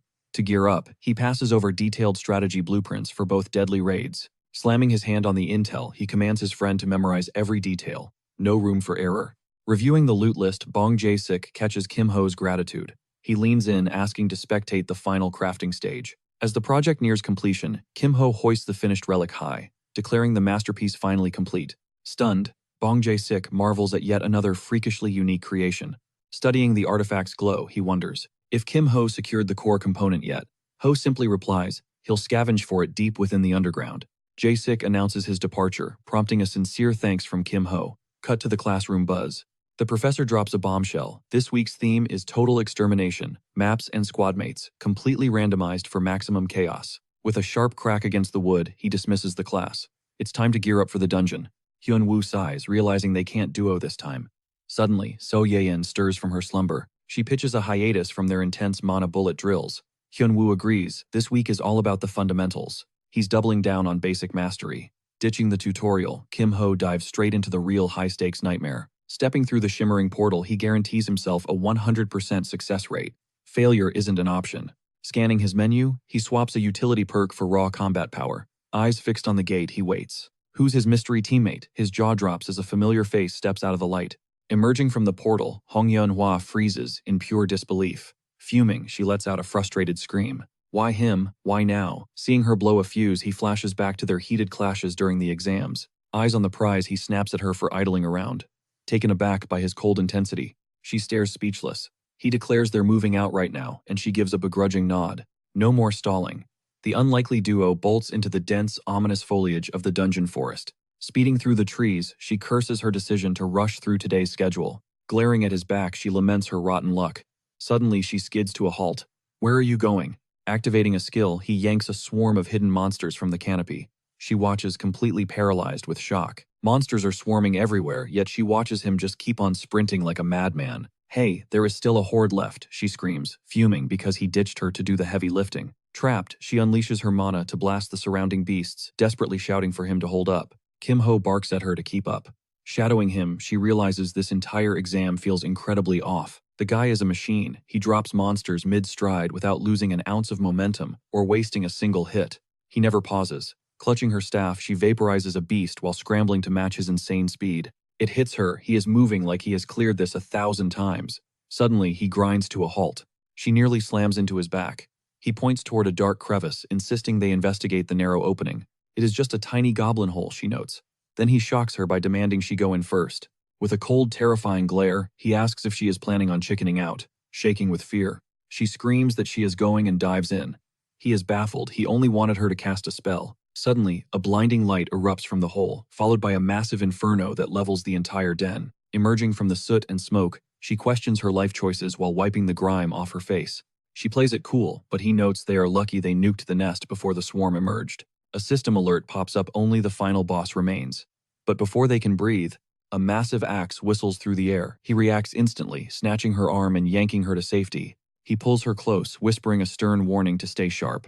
Her heart races at the sudden proximity. She stammers an apology while in his arms. He realizes her blast just rang the dinner bell for the boss. The boss emerges a towering orc warlord gripping a wicked axe. Ho calmly claims the target is light work. He plans a combo attack but notices she is gasping for air and looks absolutely terrified. To build her confidence, he makes a bold move, ordering her to take the beast down solo. She is stunned, but he insists she has got this, pushing her to face the boss head-on. Gulping, she steps up to the plate while Kim Ho hangs back to watch her performance. She begins channeling her mana, concentrating every ounce of strength into a devastating high-tier fire spell. Sensing the threat, the orc warlord locks eyes with her and lets out a bone-chilling war cry. The monster lunges with its axe, only to realize its target has vanished into thin air. She flickers into existence behind him, ready to strike, narrowly avoiding a backswing. She vaults sideways, conjuring a massive fireball in midair and hurling it straight at the giant. It is a direct hit. Flames engulf the boss, but the beast does not even flinch. She curses the dungeon mechanics, wondering if the boss has a hidden damage shield. The orc raises its axe. The beast charges. She ducks a lethal swing, knowing she has to finish this before her buff expires. Suddenly, twin axes fly toward her. Realizing she is wide open, Kim Ho prepares to manifest a protective shield. He leaps in, parrying the blades. "Keep your eyes on the prize," he yells. She sighs in relief. After dodging death, she listens as he suggests unleashing that one specific ultimate move. He brings up the pillar of fire, triggering a cringe memory. She argues the range is too short. "I will lock him down," he promises, diving at the beast. "Just focus on the output." With a snap, he freezes the boss in its tracks. She steals her resolve to play her part. She ignites her mana. Sensing the massive magic circle below, the orc panics, trying to break free. "Do not stop," Ho screams. Despite the monster's struggle, he offers a mock apology to the beast. He activates a binding skill, pinning the boss. "Sit tight, big guy. We are not done yet." The orc is dead center in the kill zone. "The circle is fully charged," she shrieks. "Get out of there now," she yells. Ignoring the boss's resistance, Ho dashes clear of the blast. The boss swings wildly, trying to shatter the cage. Ho sprints away as the countdown hits 0. "Am I clear?" he asks. She nods, gripping her staff to deliver the final crushing blow. She unleashes her ultimate pillar of fire. The boss is vaporized as a column of flames erupts. Gazing at the aftermath, Kim Ho smirks, noting everything went perfectly. Infernal flames erupt, incinerating the magic circle entirely. Staring at her score, she sighs, relieved the nightmare is finally over. He praises her lightning-fast victory and top-tier performance, though he quickly spots a problem. She clearly pushed her limits too far. Trembling, she calls his name, hesitating before dropping a request. She begs for a favor, prompting him to wonder why she's stalling. Recalling her cringe moment, she shudders at the memory of that dark den. Blushing hard, she pleads to keep the replay private. Promising to compensate for any lost points, she reaches out and offers him a gleaming ruby. She claims it is worth more than any recording. Clutching the gem, he thinks this is total overkill. Misreading his shock, she panics, asking if it is not enough before whipping out a massive ruby. He halts her immediately, insisting it is plenty. Flashing a thumbs up, he commends Hong Yanhua's stellar work. Flustered, she credits him for the heavy lifting. After wishing him well, she vanishes into the portal. Once she is gone, he admits her combat prowess was legendary. He then reveals a secret. Her fighting style helped him choose the perfect skill. He now wields fire, though its limits remain unknown. Activating the new ability, he feels his raw strength surging. But focusing back on the task, he eyes the ruby, wondering how to spend it. After planning a tower visit, he remembers today's dungeon. Reaching the dungeon hub, he checks his loot while waiting for the rest of the squad. With a fresh slot ready, he hopes for a cracked trait next. Suddenly, a voice shouts behind him, asking what is his deal. Shin Byung-chul gripes about the delay, but Go Hyun-woo defends Kim Ho. Noting the time, Shin Byung-chul pushes the group forward. But before they descend, Kim Ho reveals a crucial gift for the duo. He presents the items, ordering them to equip them. These items mask their faces with generic visuals to dodge veteran players. Seeing his blurred reflection, Go Hyun-woo is confident their identities are safe. Fully geared up, Kim Ho finally signals the descent. Marching down the stairwell, they ask about the distance, and he confirms the destination is near. Go Hyun-woo is stunned by the sheer depth of the levels. Kim Ho warns that teleporters are off-limits, since they are intruders. He notes a pro guide could hack it, but Shin Byung-chul rushes them ahead. Thanking them for their patience, he announces they have reached Dungeon 388, known as the Altar of the Feathered Serpent. Relieved they have not been spotted, Kim Ho prepares to launch the plan. Suddenly, a voice barks, demanding to know what they are doing there. As two students step out, they overhear complaints about a botched skill ruining everything. Perplexed, the rival leader freezes, staring intensely at the newcomers. Realizing their disguises are holding, Kim Ho listens to their confused chatter. Go Hyun-woo urges a fast entry, but Shin Byung-chul signals a halt. Pulling out a gadget, he needs to neutralize the security grid first. Activating the device, he confirms the perimeter is now clear. Staying behind as a lookout, he hears Kim Ho promise a swift return. Wasting no time, the duo sprints through the dense dungeon forest. Pointing ahead, he identifies their target, the core structure. He flags the barbarian threat, but Go Hyun-woo is already briefed from the guidebooks. Lurking in the shadows, a barbarian draws his bow for an ambush, barely dodging the strike. A magic arrow whistles past his head, thudding into a nearby tree. That shot was dangerously precise. He smirks, noting they appeared right on cue before pointing straight at the hidden attackers. The leader screams for sacrifices, ordering their immediate capture. Surrounded, he wonders why they are brandishing spears. If they want them alive, spears seem overkill, yet the barbarians charge anyway, chanting for blood. Go Hyun-woo checks the plan, and Kim Ho prepares to unleash his counterattack with a single gesture. With a flick of his wrist, he bats away an incoming spear, moving with lethal efficiency. Go Hyun-woo unsheathes his blade to confront the mob. With a whirlwind strike, he mows down the front line. The two exchange quick words of luck. Witnessing their insane power, the barbarian leader roars, demanding they be taken alive. Stepping forward, Go Hyun-woo declares this fight will be over in seconds. The squad splits up.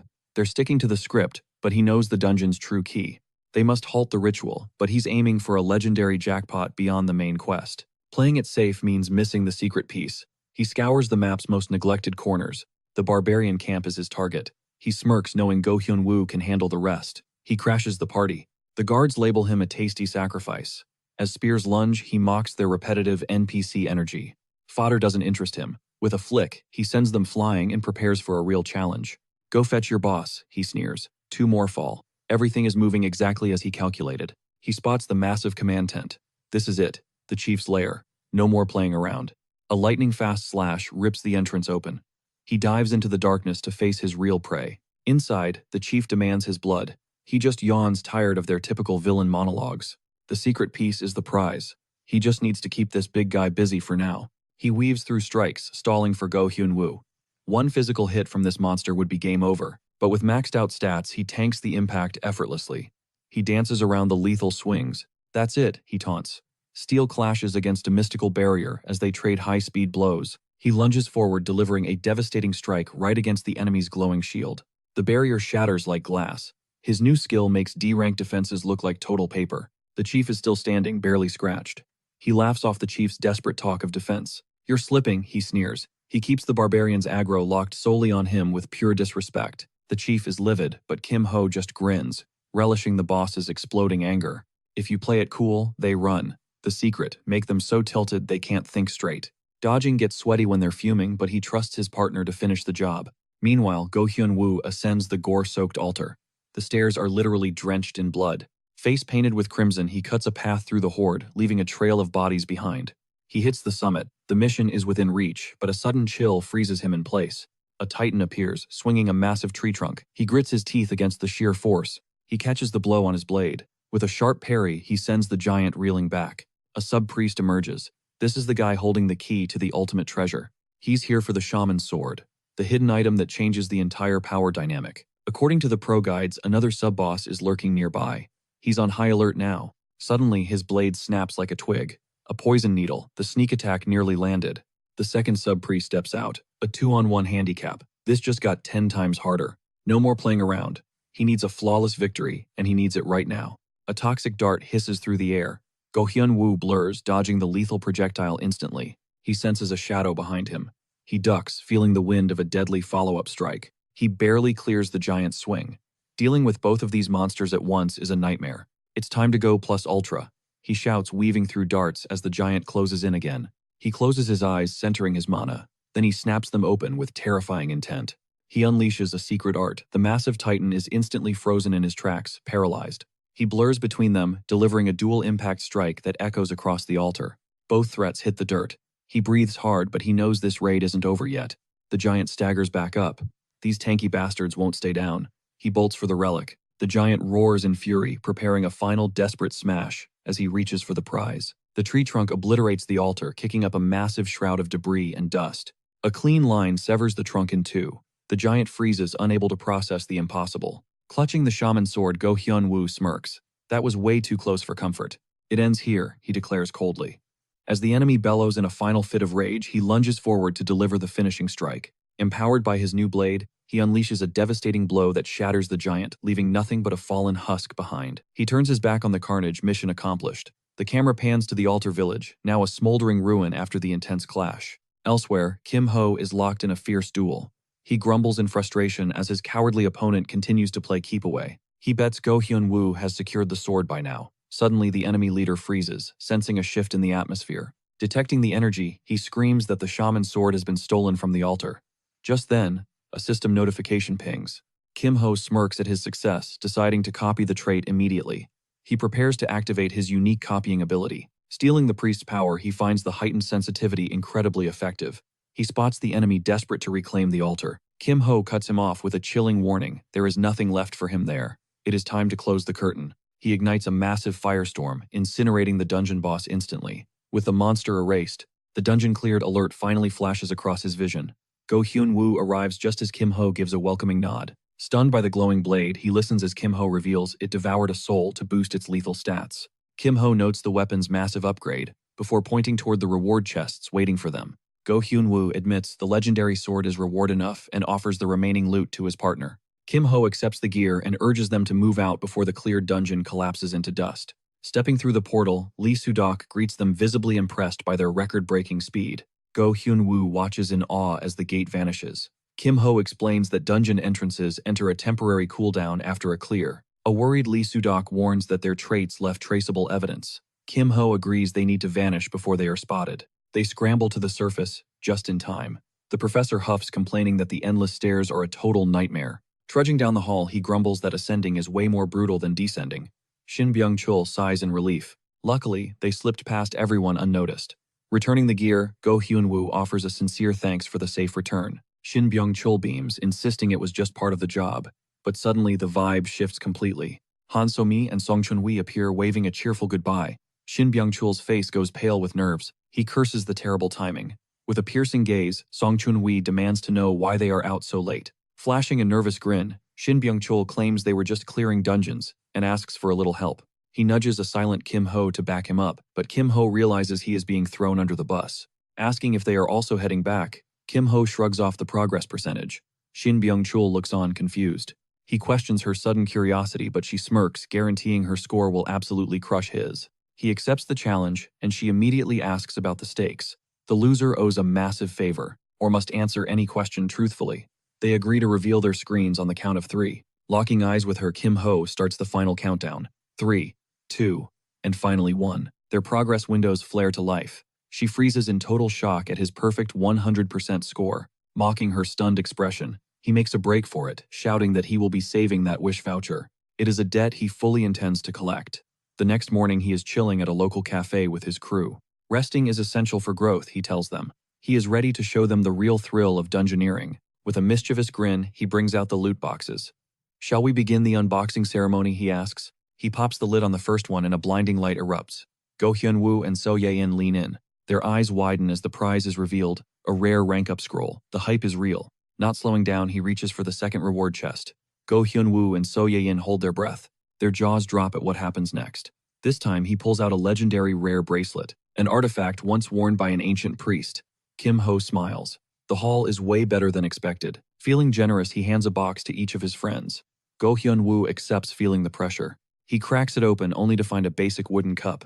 Kim Ho laughs, some people just have zero luck. Now it is Seo Ye-in's turn. She is nervous, but Kim Ho tells her to just go for it. Go Hyun-woo mopes about his bad luck, but as she opens her box, a brilliant radiance blinds them all. She pulls it out, stunned. A B-rank cushion. Kim-ho's eyes widen. Pulling a miracle like this from a trashy D-rank box is insane. The stats are god tier for battle, but there is a catch. It is built strictly for catching Zs. Life skill items fetch a fat price on the market. But as he plans the sale, something in her eyes stops him cold. Seo Ye-in is absolutely mesmerized by the cushion. Noticing her thirsty gaze, he asks point blank if she wants to keep it. She slumps onto the table exhausted. Right then, he decides it is better to just hand the cushion over. That recovery buff is a game changer. She can slash her sleep hours and stay awake way longer. Her training gains would skyrocket. He makes the call and offers it to her. Surprise hits her face as he confirms it is a gift. He slides the cushion to his new ally. She takes it frozen in silence, just staring him down. Then she squeezes it tight, whispering a thank you. But before the moment can sink in, he jumps. His phone buzzes violently. It is Shin Byung-chul. He picks up his mind, racing what went wrong now. The voice on the other end is frantic. Get to the clubroom, Kim-ho. Things just got messy. The leader demands his presence. He walks in, and Dong Yu-young is already waiting with a sharp look. The room erupts in whispers.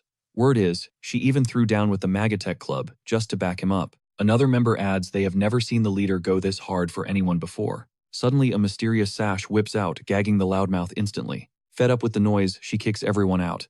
Ignore them, she mutters, eyes fixed on him. He just shrugs, which irritates her more. You should at least pretend to care, she snaps. Cutting the small talk, she lays it all out. A major problem just slammed into their plans. The Serpent's Chamber request is under a priority bid. In that instant, the gravity of it hits him. This just got way more twisted. High-reward dungeons always turn into a bloodthirsty bidding war. To settle the beef, the Academy uses a brutal ranking system based on a group's cold, hard success rate. Normal rules manage entry, but a priority bid is a total cheat code that overrides everything else. With this, a group can cut the line and claim the dungeon first. It finally clicks for him. A priority bid is locking down the Serpent's Chamber. Getting in isn't the issue, it's who's blocking the door. We're fighting back, she declares. The ones trying to hijack the dungeon, the elite fencing club. They are powerhouses, she warns. You still in? Without missing a beat, he locks in. He is going all the way. I am forcing my way in, he states. She stares shocked, but he promises to tank any fallout. She smirks, liking his fire. You better have a hell of a plan up your sleeve, she grins. She stands tall. It is time to go all out.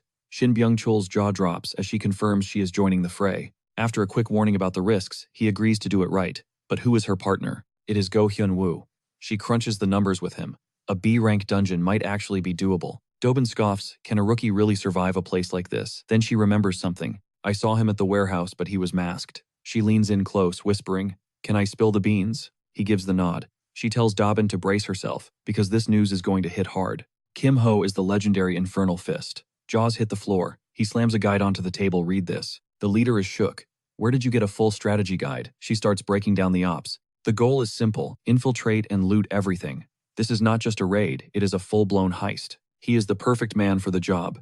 The plan is devious, she notes, but warns him to stay back. His gut feeling is elite. Looking at the guide, she admits this strategy dodges unnecessary bloodbaths. Shin Byung-chul screams, wait, I have to go too.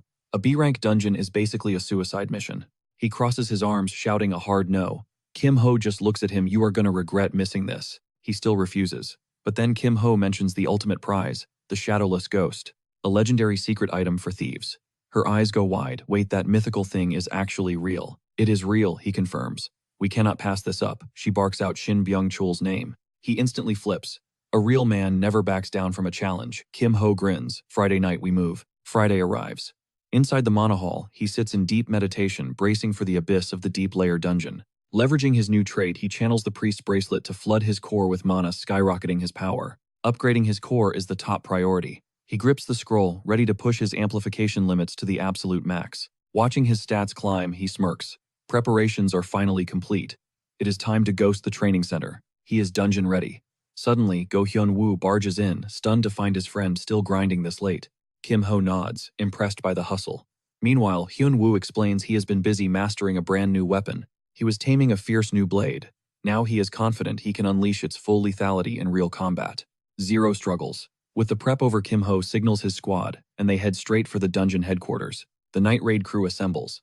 Their leader scans the room, declaring it is officially go time for the dangerous mission. Hyun-woo is nervous, but Kim-ho just scoffs. No items needed, just grab some popcorn and watch the show. She smirks, promising the plan will click soon. Activating butterfly flight, she cloaks the entire squad in total stealth. They slip inside. Shadow butterflies fan out like ink, mapping every inch of the dungeon's dark hidden corners. Hyun-woo realizes it is a recon play. With the path cleared, the leader barks the order to advance. Daven moves like a ghost, dismantling security traps instantly. They tail the glowing butterflies deeper into the dark. They creep through the pitch-black circular corridors. Suddenly, the leader freezes, raising a hand to signal a dead halt. She demands an immediate stop. "I will hold the door," she states. "The rest of the mission is on you." She warns that the next dimension is a death trap. "Don't die out there," she adds with a grim nod. Survivors meet at the exit. He steps through the shimmering portal, plunging headfirst into the serpent's chamber. Hyun-woo and Shin Byung-cheol follow closely behind, but Kim-ho notices his buddy is visibly shaking. The dungeon's high rank is clearly getting to him. Kim-ho decides it is time for some motivational trolling. He calls out to break the tension. "Yo, Hyun-woo, are you actually scared of a little dungeon?" Kim-ho pokes at his pride. Hyun-woo snaps back. "Scared me? You are trippin', man." Kim-ho points to his vibrating knees. "It is just a leg-shaking habit." Hyun-woo stammers, forcing a fake grin. He swears he is fine, but then they round a corner and stop dead in their tracks. A massive, bustling city unfolds before them. Is this really the Serpent's Chamber? Something feels totally off. It looks populated, yet an eerie, suffocating silence hangs over the streets. These people are not really living. Kim-ho analyzes the weird vibe, plotting to use the chaos to their gain as they move toward Target 1. Sticking to the script, they reach a local shop. A young attendant greets them with a weary look. Kim-ho casually orders 3 bowls of duck soup. The boy nods, rushing to the kitchen to start the order. Nearby, a shady group whispers, "They have marked the boy. He is the next tribute to be taken by force." The boy returns with the food so fast it makes the trio's heads spin. He is incredibly efficient. He starts boasting about his father's cooking skills, but the door kicks open. Masked thugs storm inside. The thugs demand the boy. The tribute was paid, the boy cries, but they are not here for money. Hyun-woo realizes these are the chamber's elite warriors. They bark a cold order for the boy to move. They box him in, cutting off any exit. Suddenly, the boy's father rushes in, screaming for them to stop. The man begs for his son's life, but a warrior roughly pins him down by the face. The warrior scoffs, winding up a vicious blow. Without hesitation, he drives a brutal knee into the father's jaw. The father hits the floor, lights out instantly. The thugs grab the boy, ordering him to stop stalling. They tower over the kid, flashing their blades. "One wrong move and you are finished," they growl. Resistance is futile. They drag the boy away, leaving his unconscious father bleeding on the cold ground. The father wakes up to his worst nightmare. Kim-ho steps forward, his voice cold and commanding. He promises the old man they will rescue his kid. Desperate, the father clutches at his last hope. The man offers everything he owns for his son's safety. Kim-ho smirks. "Don't forget those words later." Kim-ho gives his team a subtle signal. Everything is falling into place exactly as he planned. "Follow them now." He leads the group into a secluded area, realizing the enemy has already sniffed them out. "Better this way," he mutters, stepping toward the thugs without a shred of doubt. The kidnapper scoffs, asking if he's playing hero. Kim-ho snaps back that he's done playing bystander. Foolish, the warriors hiss, blades flashing. But Kim-ho warns them don't get a single drop on his fit. Go Hyun-woo nods, activating a skill that deadlocks the enemy's blade. The man's jaw hits the floor. The warrior screams cheap tricks, but Kim-ho's already inside his guard, weaving through the strike. Counter time. With a lightning-fast palm to the face, he leaves the guy's nervous system totally fried. One heavy slam later, the warrior is eating dirt. Kim-ho brushes his hands, it's over. Not quite. Shin Byung-cheol bellows, a war cry, charging the final goon standing. He lands a hit, but takes a gut-wrenching punch in return. Since blades are off the table, Kim-ho watches the brawl unfold. Honestly, his buddies are making a total mess of this. He sighs, ready to step in, but the dust finally settles. Byung-cheol wonders if those guys were actually pros. Spoilers, they weren't. With the trash cleared, Kim-ho orders the crew back to the restaurant. The son rushes to his fallen father, sobbing. The man clutches his kid, drowning the group in gratitude. Kim-ho kills the vibe instantly. "Rescue fee time," he says, pointing straight at a mysterious statue. "Take it all," the man cries, handing over the relic, without a second thought. Finally, peace and quiet for their meal. But Go Hyun-woo notices that statue has a weird energy. He scans the artifact, sensing it's part of some high-level formation. He's spot on. Kim-ho confirms it's a formation key, but Hyun-woo realizes it's way more than just a key. He explains the statue's hidden potential, telling his friend to stash it for a rainy day. Dinner finished. Mission time. They arrive at the Serpent's Chamber. "Time to get serious," Kim-ho mutters. He goes over the play, assuming everyone's memorized the strat. The plan is simple. He'll draw the heat, tanking the main force and their leader. Meanwhile, the squad runs a distraction, to loot the target items. One problem, the master of this place is a total monster. so they're switching it up. He tells them to gear up with comms and keep those escape scrolls ready. "I'm going solo," he declares. "Hit me up on the radio if things go south." Even with the plan, he warns them one slip-up and they're toast. Stay sharp. Go Hyun-woo offers a nod of respect, wishing him luck on his one-man raid. He's at the gate. A masked sentry looms on the wall, barking a challenge. Kim-ho stares him down. The guard drops down, screaming for his name. Kim-ho just winds up a fist, ready to humble him. A smirk plays on his lips as his hand erupts into a violent blaze. The guard freezes. Seeing that raw power, the guard's soul practically leaves his body. No mercy. One punch sends the sentry flying into the chamber.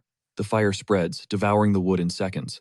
Beautiful glow, he muses, watching the world burn. Since no one's found him yet, he figures he'll give them a little nudge. One loud whistle and the trap is set. Enemies at the gate, he roars, making sure every guard hears the alarm. The reinforcements swarm. They think they can win with numbers. Kim-ho just laughs. Like I said, enemy attack. The leader calls him a psycho and orders the hit. Fair enough, Kim-ho shrugs, dancing through their swings. Let's see what you've got. He dives into the heart of the crowd. Time to turn up the heat, he yells. He strikes the earth, unleashing a firestorm that clears the entire courtyard. Bodies hit the floor. He strolls through the embers, totally chill.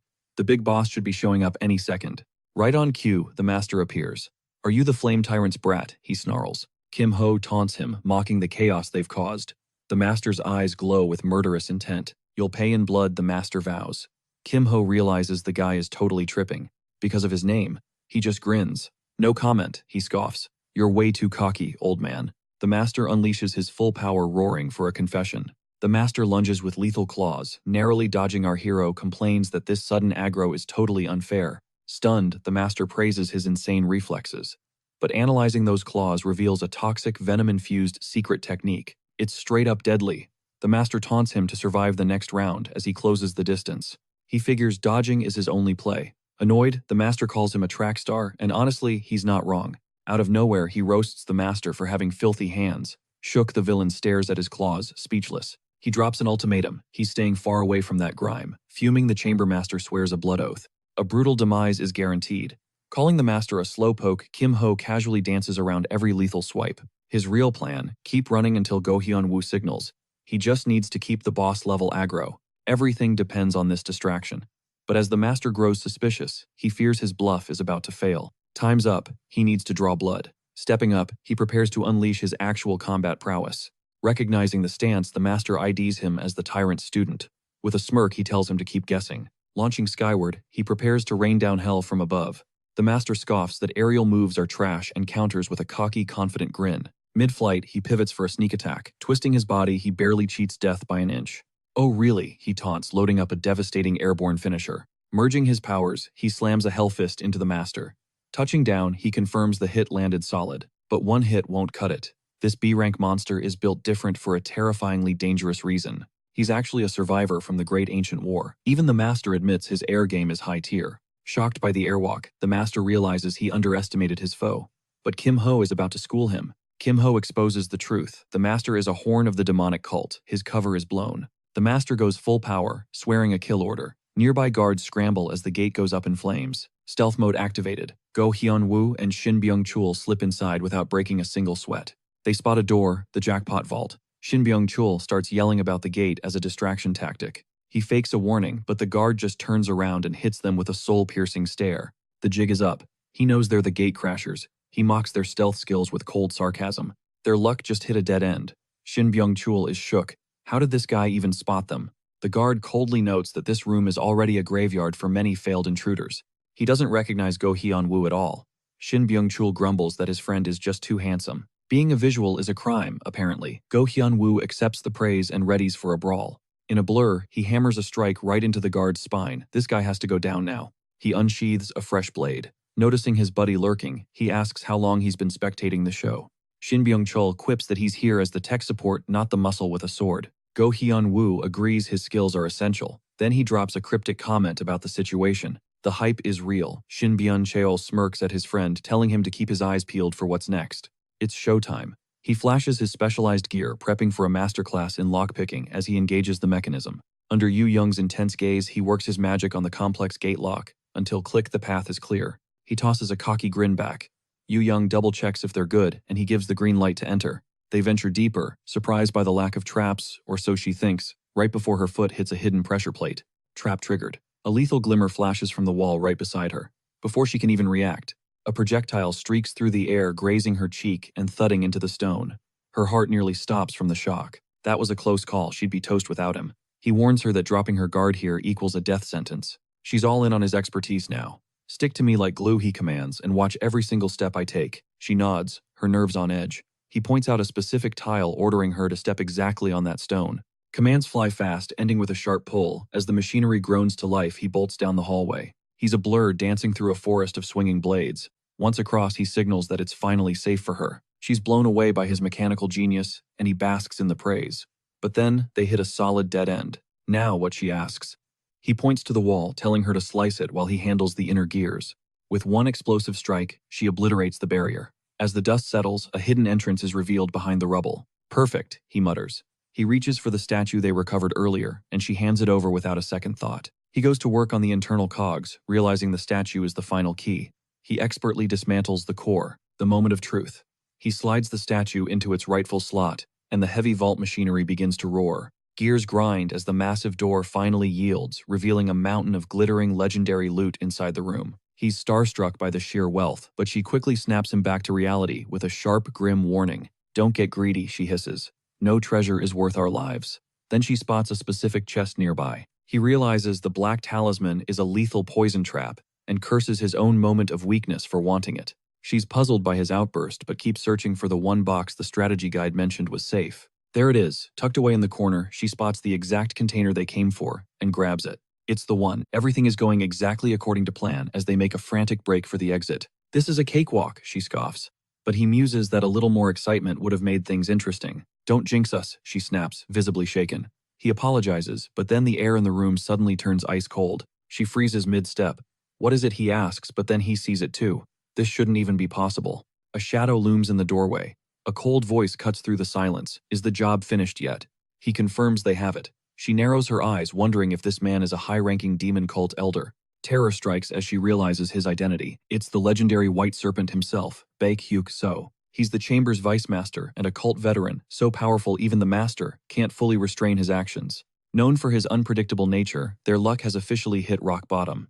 They're facing their worst nightmare. His power level is off the charts. Fighting him is a certain death sentence. Run, she screams, stepping forward. What about you, he shouts. But with a look of pure steel, she draws her blade, ready to face her fate. He's actually impressed by her resolve. She credits her master for her strength, but the air remains heavy. Such a waste of talent, he sighs, prepping his stance. Blame your terrible luck for putting you in my path. He offers her the first strike. She accepts, knowing this lesson might be the last thing she ever learns. She launches into the air, bringing her blade down with every ounce of desperate strength she possesses. Not bad, he muses, acknowledging her skill. But in a heartbeat, he blurs out of the way with ease. He parries her crushing blow. She gasps. He's using a flexible sword to completely neutralize her direct power. Like a viper, his blade strikes with lethal precision. The impact sends her reeling blood spraying from her lips. She realizes too late how reckless she was. He shows no pity, telling her to prepare for the end. Crashing to the floor, the soul-crushing reality of their power gap sets in. She wipes the crimson from her chin. This is it, all or nothing. She pours every drop of her remaining energy into her final, ultimate technique. Grinning at her posture, he praises her form but warns it won't save her from him. He lunges with a heavy strike, forcing her to block. Suddenly, she spots a crucial hidden detail. Watching his rhythm, she realizes his strikes perfectly mimic the patterns carved into that ancient statue. One specific line aligns exactly with his blade's trajectory. In that split second, everything clicks. Pinpointing the perfect opening, she ignites her core and unleashes a concentrated surge of raw energy. She parries his blow with liquid grace, before immediately pivoting into her own devastating signature countermove. Deeply impressed, he admits her talent is insane for her age. However, blood begins staining her clothes. Propped up by her blade, she earns his respect. He decides to stop holding back out of honor. A monstrous aura suddenly erupts from the master. The sheer atmospheric pressure begins to crush her spirit. His power is now lethal. A titanic spectral serpent towers over him, baring its fangs for the kill. Staring down the energy beast, she knows blocking is impossible. Yet her resolve remains absolutely unbreakable. Channeling her master's legacy and her friend's faith, her willpower blazes brighter than ever before. Roaring her defiance, she stands her ground. Noticing her fire, the master levels his legendary blade. He warns this strike ends it. She summons a final barrier, bracing for the ultimate head-on collision. He recognizes her defensive art designed to deflect, yet he doubts she can survive his sheer power. He promises zero mercy now. With a world-shaking shout, he vows to defeat her right here. He unleashes his peak technique, a soaring dragon of pure destruction, bracing for the devastating impact. She grips her hilt with both hands. The explosion shoves her back, carving furrows into the earth.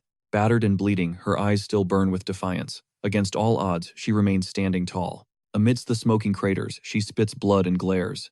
The master stares back, stunned by her survival. Keeping her main blade sheathed, she readies her scabbard, prepared for one last, desperate exchange. She actually tanks his ultimate move. In the chaos, she feels a mysterious ancient presence resonating. Blocking the blow, he stares at her weapon, realizing it must be a legendary famous blade.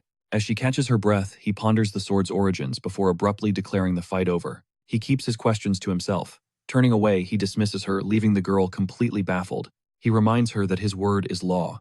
That final strike was indeed his very last. He confirms the battle is done. As the realization hits, her confusion turns into genuine respect. His honorable attitude shocks her. He tells her to grab her friend and leave without any pursuit. Chul worries about a backstab, but she ignores it, promising the master she will return soon. He welcomes the challenge. Crossing the threshold, she admits the old man is a total beast. With the coast clear, he offers a recovery potion, insisting they rest before continuing their escape. He urges her to chug it. It's an elite-tier elixir pulled straight from his high-level inventory. Revitalized, she thanks him. She notes that using such a rare item was a massive sacrifice. He shrugs it off as necessary. She teases his boldness and he just grins, owning his confidence. Pivoting the conversation, he asks if her promise to return was real. She confirms it immediately. He worries the dungeon might reset his memories. In these zones, encounters are usually wiped from existence. Even if his mind resets, she doesn't care. To her, their fated duel is far from finished.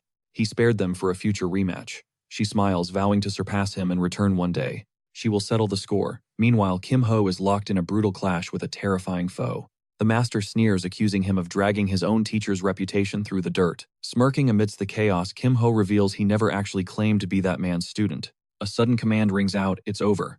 Kim Ho is ordered to withdraw from the battlefield immediately. Kim Ho tries to wrap up, but his enemy roars in fury, swearing he won't escape. Grinning, Kim Ho mocks his speed before turning tail and bolting into a full high-speed sprint.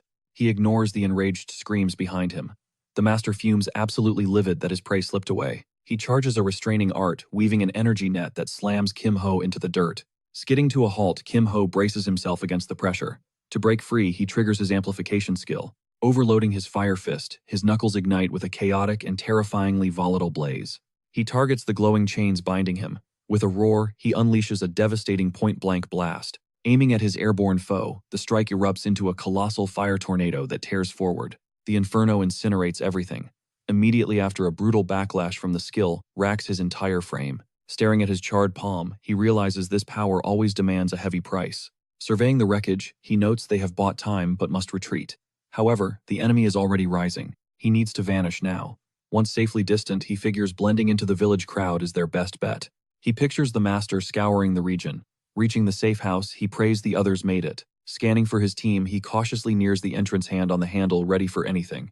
Inside, he finds his squad already bunkered down, but their battered state catches him off guard. He questions their rough condition, sensing something is off.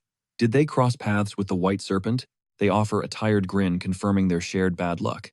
Quickly, he pulls out a rare escape scroll. Sensing pursuers outside, he rips the parchment. Instantly, a shimmering portal tears through the air. Go now, he urges. On the other side, Shin Byung-chul is already waving like a maniac. He shouts their arrival, but Dang Yu-young cuts him off with a sharp warning to move. They need to disappear before detection. Suddenly, two silhouettes melt out of the darkness right before them. Shin Byung-chul relaxes, explaining it is just the leader's unique skill. No need to panic yet. It is the shadow pouch, a pocket dimension for stealth. Climbing the stairs, she whispers for total silence. Enemies are lurking above. Kim Ho checks the status and she confirms the loot is secured. She beams, calling Kim Ho a top-tier rookie. But suddenly, her face goes pale and serious. Something is wrong. She reveals that one of her scout butterflies was just intercepted. Guak Seung-jae caught it. She tries to act casual, claiming they are just exploring the basement. A silhouette emerges from the eerie green mist. It is Guak Seung-jae stepping toward them slowly. He greets them coldly, dangling the caged butterfly.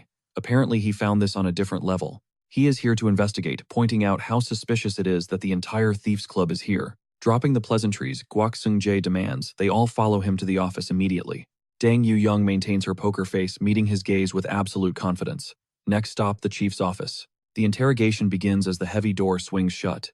Sung Jae reports exactly where he caught them. They were near the basement. Oh Sehun asks if they were trespassing, but Kim Ho flatly denies it. The committee members trade a skeptical look, sensing a lie. Meanwhile, the tension in the room thickens. Kim Ho plays it cool, hands in his pockets like he is bored. His report finished, Sung Jae exits. Oh Sehun wants the facts straight.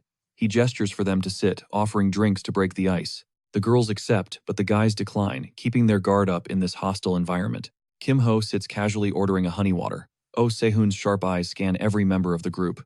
Sehun asks if Kim Ho has officially joined the thieves. Despite the evidence, Kim Ho plays dumb. He claims he is staying solo at the academy. Sehun shifts his interrogation focus toward Dong Yu-young. He demands to know why she led rookies into the basement, and if they breached a nearby dungeon. He warns Kim Ho that this is a major rule break. Kim Ho nods, admitting he is fully aware. Curiosity got the better of me, Kim Ho shrugs. Sehun scolds him for such a reckless excuse. It is a thin excuse. Suddenly, Sehun raises a hand, demanding absolute silence from the entire room. Checking his device, he confirms there are 0 recorded achievements from the basement tonight. Kim Ho and Yu Young trade a tense look, awaiting their fate. With no hard evidence left, he slaps them with a penalty and dismisses them. But he pulls Song Chaeyeon aside for a talk. He presses her for an opinion on the bizarre setup. Surveying the facts, she explains that this specific group of students stood out like a sore thumb. Breaking it down, she notes that the club leader had no business being there. Given that suspicious lineup, she concludes their target was a high-tier dungeon.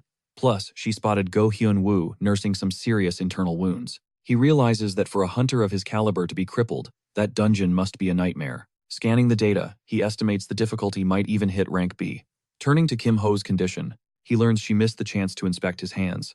Suddenly, he drops a bombshell about the burns on his right palm. While the dots don't fully connect yet, one thing is crystal clear: those burns are fresh.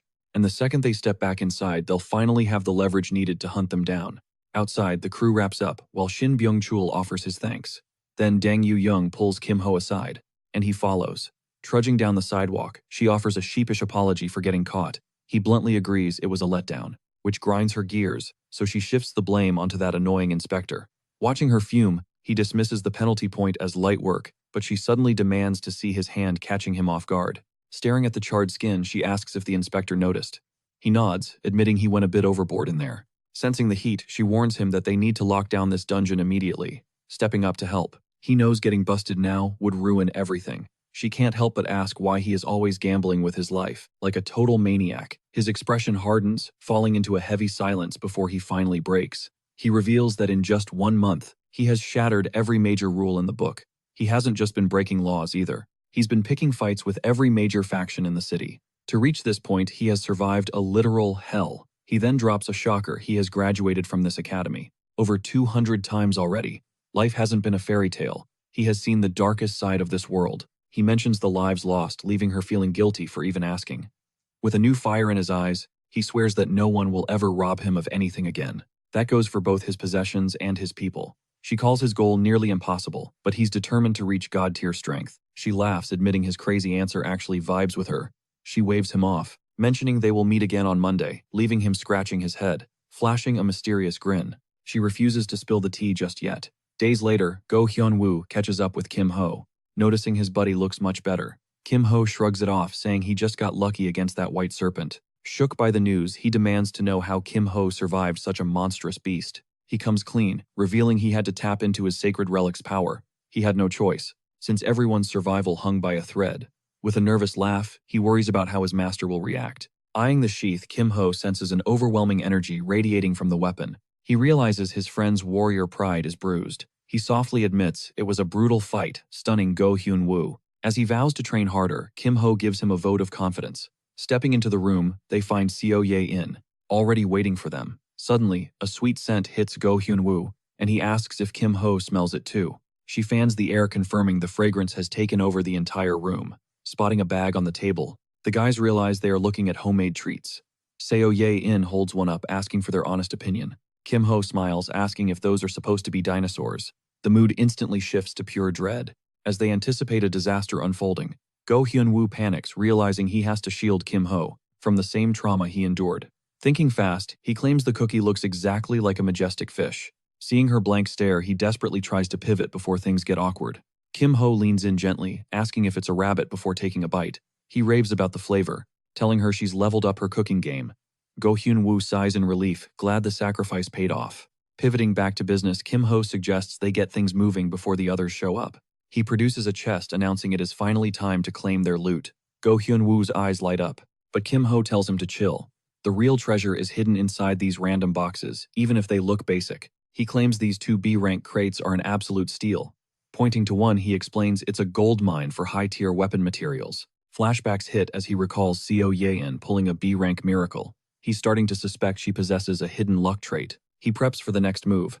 Handing over the box, he asks if she'll do the honors, and she eagerly agrees. As she cracks it open, he wonders if she'll snag something rare. Suddenly, a violent surge of energy explodes from the crate. The room freezes as an A-rank ingot is revealed. Everyone is completely floored by her broken god-tier luck. He offers her the second box, and she doesn't hesitate to open it. This time, she pulls a rare spiritual medicine. He suggests they split the haul.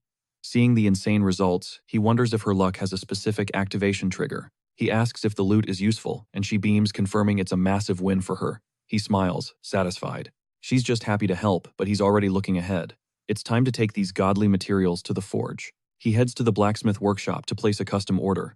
He asks for the president, but gets immediately shut down. But Kim Ho isn't backing down. He might not have a family name, but he flexes a legendary VIP ticket. Can we talk now? He smirks. Hooked by the ticket, the president finally asks what kind of masterpiece he wants. He slides over the blueprints, saying the art speaks for itself. The smith instantly realizes this design is incredibly complex. It is a one-of-a-kind piece of magical gear. Intrigued by the challenge, the master smith decides to break his rules. When asked for the mats, Kim Ho reveals a rare ingot of eternal iron. For the secondary material, he produces a bracelet. He explains the fusion of the two metals. Witnessing this, the blacksmith calls him one very interesting rookie. Taking the loot, he warns that the forge will take 1 week. With a confident smirk, Kim Ho already knows. He expects a call much sooner. Walking toward the arena, he realizes he's actually going to make it on time. With the schedule in mind, he sees it as time for the academy mentorship. Suddenly, a familiar voice calls his name. The voice asks if he joined the program. He turns to see Han So-mi and Song Chun-hai walking his way. With a bubbly wave, she asks if he's a jack of all trades. He confirms it, though her sudden interest feels totally suspicious. She's hyped, joking that they might end up as co-mentors. But behind her, Song Chun-hai is clearly not vibing. Song Chun-hai tells her to quit the yapping. Confused, Kim Ho asks why she's acting so weird all of a sudden. Shaking off the awkward vibes, he starts trekking down the massive hallway of the main building alone. Realizing she's trailing him, he turns and asks why she's following. She denies it with a straight face. She tells him to just keep walking if he's so bothered. They continue in the same direction, keeping a tense distance. They stop at a door and she asks if he's in group 163H. Her jaw drops at his reaction. They both realize they've been heading to the same spot. Just then, Guak Ji-chul suddenly joins the party. Kim Ho notes he's also signed up as a mage. Then the real shock, Hong Young-hwa arrives for the same squad. Seeing the familiar faces, they wonder who their mentor will be. Suddenly, a commanding voice echoes through the hall. A greeting falls on the rookies waiting below. Looking up, the group spots the silhouette of their new leader. She smirks down at them. Kim Ho finally understands what she meant by Monday as Dang Yu-young reveals herself. She is the official mentor for this elite group. Outside, the sun blazes intensely over the Grand Academy building. Standing tall, she begins to break down the objective of this mentorship, but she isn't done with her explanation. She needs to test their raw abilities first. With a sharp snap of her fingers, she announces a PvP match. Commanding their full attention, she prepares to drop the combat rules on the stunned group. Rule 1. The elite enemy is none other than her. She's fully aware of how outclassed they really are. She decides to nerf herself for the fight. Her abilities will be strictly capped at C rank for this trial. Next, she explains that to win, they just have to snatch 3 stickers off her body in the arena. The final rule, they must attack in pairs. Finishing the briefing, she asks if anyone has any questions. The silence is deafening. Seeing no takers, she tells them to step up whenever they're ready for a beating. They scramble to form pairs for the impossible challenge. Meanwhile, shadows of the past flicker in Kim Ho's mind. Kim Ho envisions himself in a lethal dungeon crawl. Meanwhile, the girls are spiraling over the mission's insane difficulty. Their mentor has thrown down the ultimate gauntlet. The group realizes there is one specific partnership to avoid. That pairing must be stopped at all costs. Just then, Guak Ji-chul quickly turns to Song Chun-hai. Abandoned and partnerless, Hong Yoon-hwa spirals into a total state of panic. Kim Ho suddenly tags in, scaring her half to death. He just sighs at her antics. While waiting, he checks his system logs to maximize every second of his downtime. Realizing rewards drop if he stalls, he decides to speedrun every fight today. The first match ends instantly, leaving the losers mangled and bloody on the floor. As the veterans step down, Kim Ho and Yoonhwa finally enter the spotlight. They step into the ring where the mentor waits for them to bring it. The pristine arena proves the massive power gap. Yoonhwa frantically begs for a plan. He stays silent before dropping a bomb. Yoonhwa is fighting this one solo. Claiming she needs the experience, he casually retreats to watch from the sidelines. Yoonhwa grips her staff. The mentor just smirks, letting her do as she pleases. A heavy strike sends her reeling. She barely manages to stabilize under the pressure. She channels her mana into a fire arrow while Kim Ho watches her closely. The mentor effortlessly blurs past the flames, appearing right in her blind spot. Just as she critiques their strategy, Kim Ho's fist suddenly intercepts her lethal strike. With a lightning-fast block, he shields his defenseless partner from the crushing blow. He snatches a shadow butterfly mid-air, letting it detonate right in his iron grip. The explosion ripples outward, leaving the mentor stunned by his god-tier reaction speed. Now, standing beside her, he readies up as the mentor asks for a real fight. No tag team today. He commands Yoonhwa to switch to a close-quarters blitz instead. Win or lose, just try the tactic, he says, determined to give it everything. Pushing her limits, she conjures a searing lava whip and charges her opponent. The mentor respects the hustle, but warns that heart alone won't hit her. Strikes only matter if they land, she mocks effortlessly, parrying the molten lash. She shuts down the offense easily, praising the girl's hunger for those stickers. But it was a trap. A shadow butterfly was already creeping toward her feet. A precise explosion sends the mentor gliding through the air with terrifying speed. Eyes on me, she whispers, catching Yoonhwa in a fatal moment of distraction. Shadows snare her feet like iron shackles. A butterfly looms, she's completely trapped. A violent blast erupts, sending Yoonhwa screaming into the dirt as she's defeated. Defense is key, the mentor smiles. The best lessons are carved in pain. Kim Ho steps in to call it. This level of mismatch is just pointless now. He praises her grit before sending her off to recover from the beating. Now the vibe shifts. It's finally time for the main event to begin. He questions her mentor status, and she reveals, "Oh, Sehun cut her a deal." To wipe her slate clean, she agreed to train the rookies as her punishment. He's surprised the chief was that bold, but now it's time for business. Before they clash, he makes a request. She listens, curious about his play. "Kill the replay," he demands. He's going all out, without any witnesses watching. Intrigued by his confidence, she disables the cameras, eager to see his true power. She takes her stance. Kim Ho just calmly adjusts his tie, ready for war. "Teach me well," he smirks as his overheat skill evolves to a new rank. Absorbing the raw energy, his fist glows with a power that's hard to contain. No more games. He blurs forward using silent steps to close the gap instantly. Caught off guard, she's blindsided as he rips the first sticker with insane pressure. Resetting his stance, he grips the sticker and issues a chilling warning. The next target is already in his sights. He grants no quarter. Even as she gasps for air, pleading for a breather, he cold-heartedly shuts her down. Lunging forward, he unleashes a heavy blow that forces her into a desperate block before she is driven back. Dark shadows coil to shield her, but he counters instantly, condensing his wind mana into a glowing orb of destruction. The blast connects directly, rattling her bones and forcing a retreat, yet she grinds her teeth and lunges back. Sensing her proximity, he slips past her counter and snatches the second tag right off her shoulder. Smooth. With 2 tags gone, she begs for a quick timeout, but he only flashes a predatory, confident smirk. No more holding back. He is ending this now. Diving for the final sticker, he vows to claim victory. Vaulting over her, he plucks the final tag to seal the win. Stunned by her oversight, she finally realizes. He cleared the chamber with a single scar. Respecting his strength, she goes all out, unleashing her Garden of Shadows. Trapped in the gloom, he analyzes the domain, knowing the danger only lies within this shroud of darkness. He locks eyes with his mentor, gaze hardening. He knows that staying out of range will cool his core. A draw is within reach, especially since maintaining this high-tier domain is rapidly burning through her mana reserves. Pressing his advantage, he charges ahead, knowing she is locked out of her other abilities. His bold charge catches her off guard.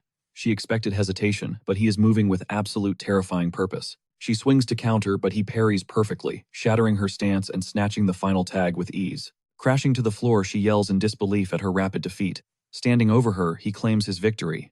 The battle concludes as the scoreboard flickers to life, confirming Kim Ho's impossible victory over the veteran mentor. Hong Yoonhwa barks at them to stop playing around just as Song Chon-hae spots something weird. The tags shifted. Snapping them to attention, she begins fiercely scolding the entire squad's pathetic performance. Berating their weak melee skills, she insists they master fundamental defensive techniques to survive against actual brawlers. Declaring today's objective, she announces that this session will focus exclusively on the brutal art of unarmed combat. Noticing their long faces, she grants 3 extra attempts. Glancing at his HUD, he notices a hidden opportunity. Clearing this mission buffs his event bonus. His mentor frowns, questioning why a monster like him needs coaching. He insists on absorbing her expertise. Smiling, he admits he is hunting for a rare, high-level evasion trait. He knows the prize only drops if she guides him personally. Nodding in agreement, she begins her preparation. Setting the stage, she orders him into position and suggests he ditch that power-limiting bracelet of his. He asks if the gloves are off. Smirking, he notes this, boosts his odds, leaving her utterly confused. When he names the distortion trait, her eyes widen in shock.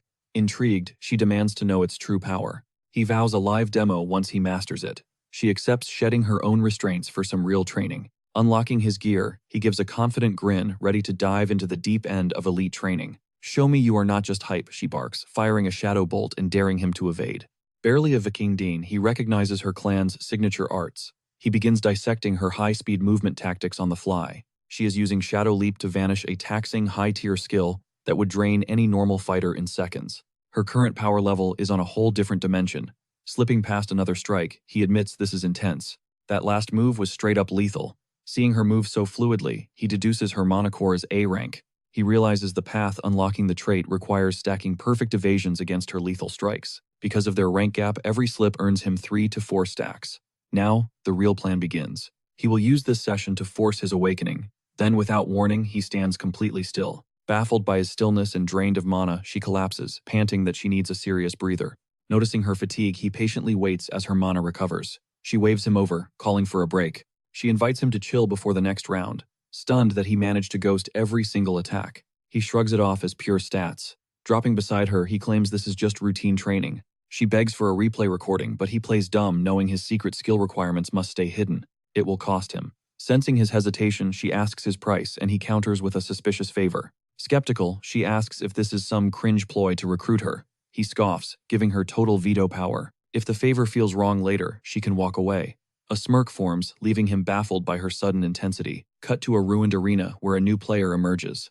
Amidst the rubble, Seo Yane lets out a massive bored yawn. Suddenly, a shadow cuts through the thick mist. A mysterious silhouette steps forward, whispering that it's been far too long. The woman bows, addressing her as "my lady," catching her off guard. Without missing a beat, the mentor lays down the law. For this session, Seo Yane's only opponent is her. She's stepping up as the ultimate boss in their upcoming clash. Raising her hand, she prepares to test her lady's growth. She snaps on a barrier bracelet, setting the stage for battle. The first lesson kicks off as an energy shield flickers to life. She warns Seo Yane memories can be lethal traps. The mentor drops into a combat stance and signals the start. But wait, let's rewind 2 weeks. A sudden phone call leaves her absolutely floored. She lets out a frantic scream upon hearing the impossible news about her lady. Her lady actually enrolled in the Academy's mentorship program. It's shocking, considering she's usually the queen of zero motivation. She's a literal prodigy, yet her lazy attitude has always driven the mentor up the wall. Scanning the forms, she wonders if the Academy's Hail Mary recruitment actually landed. Exhausted, she just prayed the girl would finally grace the classroom with her presence, no matter the motive. This registration is a golden opportunity. With fire in her eyes, she vows to pour every ounce of knowledge into her. Back in the now, the mentor locks in and declares that the real training starts, no words needed. Seo Yane throws a look of pure annoyance. For a second, the mentor worries she set the difficulty too high. Just as she considers nerfing the challenge, Seo Yane summons a weapon. The mentor froze that wasn't in her files. She's crafted a magic bullet with god-tier precision. But even with a shot that perfect, she knows piercing her defense takes more than raw power. She prepares to offer a rare compliment on her growth. Ready to drop some knowledge on projection, she's cut short. Seo Yane pulls the trigger, blasting the mentor backward. Speechless at her growth, the mentor acknowledges her lady's insane talent. Flat on her back, she stares at her prodigy in disbelief. The improvement is legendary. Still reeling, she demands to know how Seo Yane mastered that magic bullet. And the projection too. She's baffled how did this girl grind out 2 elite skills in a single month. Learning Kim Ho was the secret sauce behind her training is a shocker. Witnessing her new drive, pride swells in the mentor's chest. She presses for the reason behind this 180 flip. Instantly, Seo Yane flashes back to Kim Ho's game-changing support. With a rare grin, she shrugs it off, saying she just felt like it. The mentor freezes, completely stunned by that expression. The air turns heavy. Suddenly, the mentor screams in pure shock. Her lady finally smiled. Fast forward to the next day, Kim Ho checks in on Go Hyun Woo's progress. The guy beams, saying everything's going smooth. The training is elite, and the mentor is a beast. But the real T. Hansumi is in his squad. Kim Ho takes a sip, finally connecting the dots on why the Sword Club was swarming the place. Hyun Woo admits he challenged her only to get instantly rejected. Kim Ho offers to scout her interests to help a bro out. Grateful for the assist, Hyun-woo thanks him. Little does he know, Kim-ho already has a master plan in motion. Out of nowhere, So-yeon pulls up. Hyun-woo asks about her training, but the vibe immediately gets weird. The boys freeze as a sharp-looking woman appears behind So-yeon. She introduces herself as Jung-mi, the official mentor. The guys introduce themselves, but as Kim-ho speaks, Jung-mi pushes up her glasses with a knowing look. She admits she's heard plenty about the legendary Kim-ho. She requests a private chat, catching everyone off guard. Sensing the tension, Hyun-woo beats a hasty retreat to give them space. She slides Kim-ho a card, revealing her status as a high-level team leader. She's with the Haesung group, the tech giants. Turns out she's the one supplying So-yeon's top-tier gear.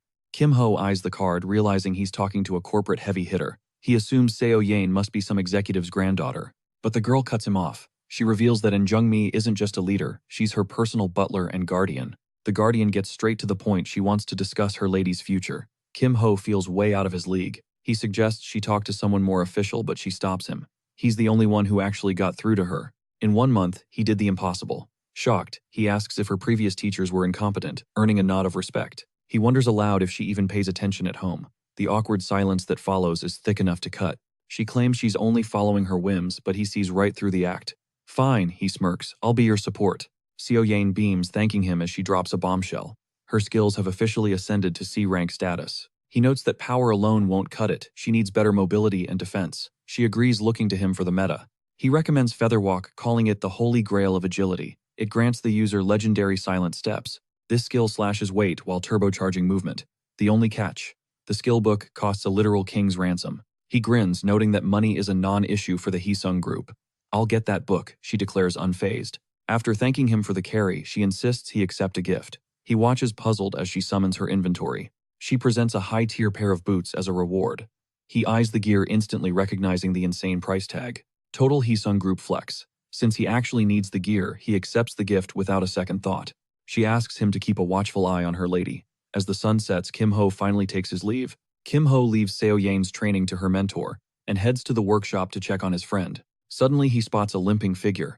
Is that Song Chun-hee? Her battered state makes him doubt the training methods. Did her mentor go overboard? He calls her name, making her jump in sheer surprise. She tries to play it cool while asking what he's doing there. He just smirks, teasing her about the brutal training. She denies it instantly. You look totally wrecked, he counters. She snaps back, telling him to back off. Exhausted, she asks if he came all this way just to troll her. He shakes his head.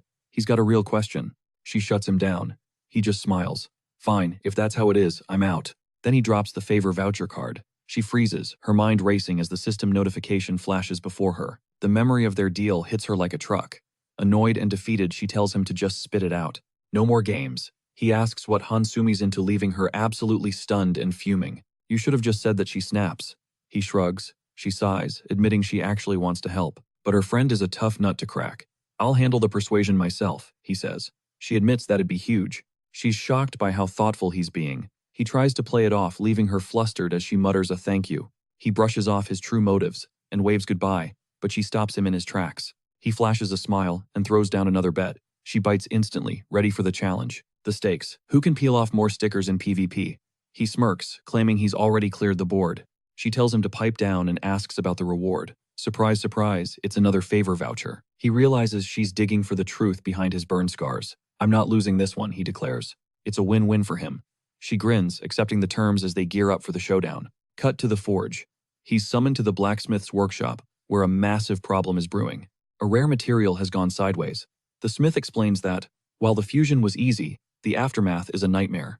The cold energy is killing the forge's heat. The metal won't take shape, and the whole process is stalling. The blacksmith notices Kim-ho isn't even surprised. You expected this, didn't you? What's plan B? Kim-ho has a wild idea. Intrigued, the smith promises him any reward he wants if it actually works. Kim-ho asks for a small item made from the scraps.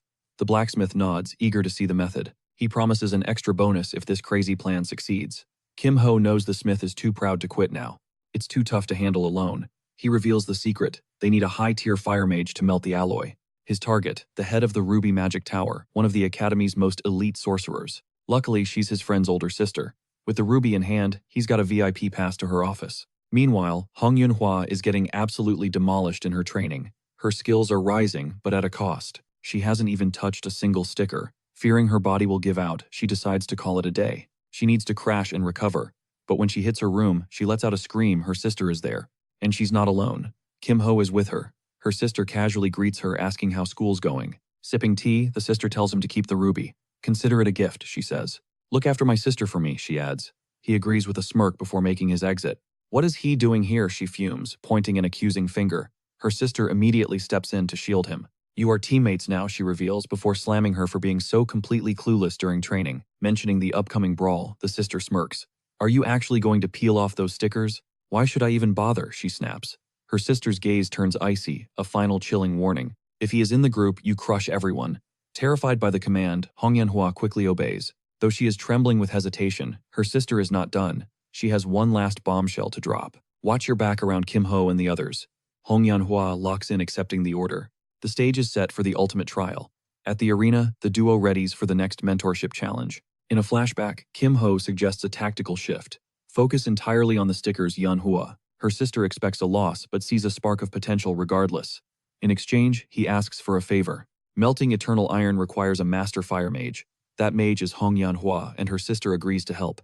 With no other choice, he keeps the ruby intended for the girl. Back at the arena, he pivots his strategy. Stop just dodging, he suggests. If you want to grow, you need to mix in some actual heat. The drained mentor sighs and agrees.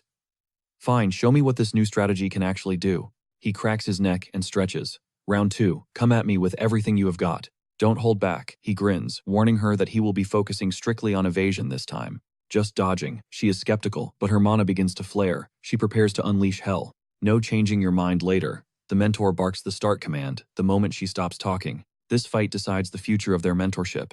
With a roar, she unleashes a devastating torrent of fire. Focus. He blurs through the air, dancing around her flames with supernatural agility and grace. Her staff whistles in a relentless offensive. He quickly realizes she is using the explosions as a tactical smokescreen. Clever girl. You have really leveled up, he acknowledges. All that suffering was not for nothing. He plants his feet as the intensity rises. Not enough, though. You are still miles away from the top. The mentor watches from the sidelines as the battle unfolds. This training serves as their ultimate benchmark. Defense meets offense in a desperate clash. She can feel the difficulty starting to ramp up.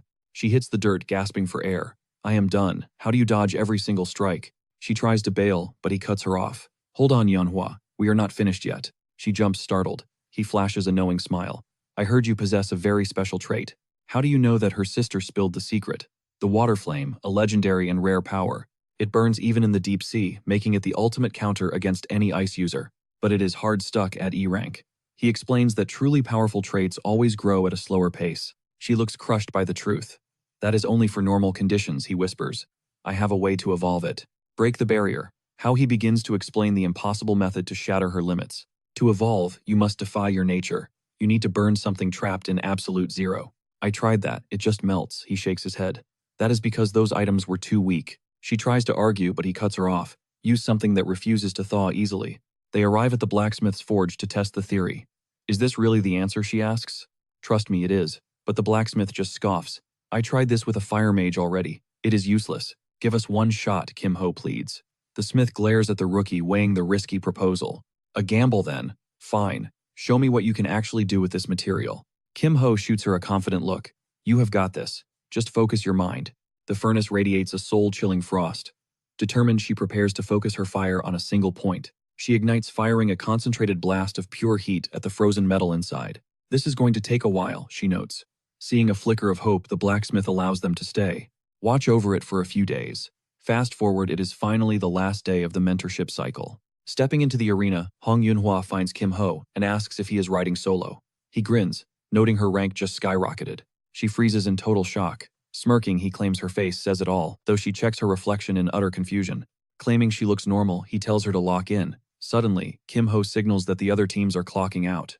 Perfect timing for them. Judging by their wrecked expressions, he bets their match was a total bloodbath. Surveying the scene, Yunhua sighs that snagging even a single sticker will be hell. Kim Ho steps up, pulling Song Chaewon aside for a private talk. He heads over to chat, leaving Yunhua burning with curiosity as she watches their suspicious interaction from a distance. It is weird because they are not even tight. Spiraling in her thoughts, she wonders why she is catching feelings over nothing. Snapping out of it, Kim Ho asks why she is ghosting him. Since he is back, she immediately grills him about the secret chat. He lays it out. Dying to know their score, she is stunned when he reveals they walked away with 0 stickers. Sensing an opening, she realizes just one sticker puts them in the lead. Wearing a confident grin, Kim-ho hypes her up and she feels the win within reach. He tells her to go wild while he covers her back. Shocked, she asks if they are duo queuing this fight. He scoffs, promising he will not just be a spectator, stuttering a reply. His sheer confidence leaves her blushing. Sensing her nerves, he gently settles her down, urging her to trust her training. Usually the pressure would crush her, but something feels completely different today. She is locked in. As they step up, the mentor drops a chilling warning: do not let me down. Not like those last losers. With a bold look, he boosts her morale as she grips her staff ready for war. Determination blazes in her eyes as she vows to win. Channeling her mana, she preps a devastating opening move. A massive pillar of fire erupts, making the mentor wonder if they are going too hard right out of the gate. Crafting a sun-like orb, she declares that yesterday's weakness is gone. Unleashing her fury, it is time to debut her ultimate skill. With a primal roar, she sends a tidal wave of flames crashing forward. Clasping a blade of shadows, the mentor stands her ground, trying to decipher this explosive new strategy. She effortlessly parries the blast with her dark steel. Even against that raw power, her defense remains absolute. Her shadow weapon clashes as the entire arena transforms into a hellish landscape of dancing flames. Squinting through the heat, she realizes the rookie is targeting her shadows, blasting through the inferno. Yunhua connects with a surgical strike, but the mentor tanks it, mocking her lack of lethal force. Refusing to quit, Yunhua swings her blazing staff with everything she has got. Suddenly, fire snakes up the blade, revealing Yunhua's true goal. Caught off guard for a split second, the mentor backflips to keep her weapon. Seizing the gap, Yunhua drives a brutal strike right into her gut. A smirk plays on the mentor's lips, genuinely impressed by the play. Yunhua gasps, realizing she took the hit intentionally. Tanking the blow, she notices shadow butterflies pinning her feet to the floor. Then, with a violent burst, the mentor counters, launching her across the room. Kim-ho's barrier saves her, but the impact leaves her nauseous. He barks at her to stay sharp, and she quickly apologizes. Seeing their teamwork, the mentor cranks up the heat. Prepping for a blitz, she lunges forward with twin daggers, declaring that social hour is officially over. Yunhua barely intercepts the strike, but the mentor flickers past her like a ghost. Seeing the incoming charge, she pivots her staff for a counter. Impressed, the mentor commends her razor-sharp reflexes and newfound tactical sense. Even with the buff, the mentor warns her patterns are too obvious. Vaulting over her head, she strikes again. Yet Yunhua holds her ground. Watching her reach her limit, Kim-ho decides it is time to join the fray. Grinning, he prepares to jump in and back up his partner. Stepping into the light, he whispers, "She did well." He checks her energy levels. Instantly, the mentor feels his overwhelming pressure and braces for a real fight. Spotting a golden opportunity, Yunhua lunges for the prize. In a flash, her hand blurs toward her target. She tears the sticker clean off her arm. Shocked, she stares at the prize, unable to process her victory. Celebrating mid-battle, she screams at the top of her lungs that she finally snagged a sticker. Observing from the side, Kim-ho admires her cool head and massive growth. The mentor warns her do not celebrate yet. Smirking through the chaos, the mentor dares her to come back and try to take the rest. Fueled by a new belief, she decides it is time to go all out. With a war cry, she charges. Gearing up for one last stand, she pours every ounce of mana into her final strike. But the duo is crushed by their monstrous mentor. After the clash, the teacher praises their grit despite the loss. Addressing the squad, she notes that someone actually snagged a sticker. The room is shocked to find it was Hong Yunhua, who actually pulled that off. With a smirk, she realizes she has finally edged out her rival, even by a fraction. Trying to play it cool, her teammates catch her smiling. Barking at the group, she snaps. Their combat skills are still trash level. Confused, the squad wonders why the hell they are still grinding. She reminds them 3 weeks remain and bails until tomorrow. Exhausted, they decide to call it a day and recharge for the next brutal session. Finally, Kim-ho and Hong Yunhua are alone in the arena. Watching the others vanish, he turns to leave, but her voice cuts the silence, asking for a moment. Looking a bit awkward, she mumbles a thank you for his clutch assist in grabbing that sticker. He shrugs it off, telling her she earned that win through her own sheer willpower. Right then, she wonders if she totally misread him this entire time. Maybe this guy is actually legit. Suddenly, a level-up notification pings, leaving her completely dazed and spiraling. Waving, she blurts out a quick thanks. She promises to see him at the academy tomorrow. Stunned, he stands there wondering what just happened. Suddenly, the mentor teleports behind him, demanding to know why he is slacking off. Looking annoyed, she only returned to grill him about his new skill. She demands his rank stats, but he explains the resets. Stretching with a yawn, she admits she is totally drained from babysitting everyone today.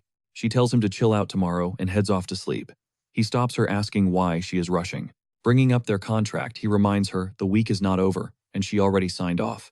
Dead tired, she begs for a break, but he won't budge. Groaning, she reluctantly gets back into stance. Cursing the promise she made earlier, he thanks her as they prepare for another round of hellish sparring. Weaving through her strikes, he taunts her, making her desperate to end this session. He notices her pressure is insane, and her combat flow has evolved mid-fight. Panting, she asks when it ends.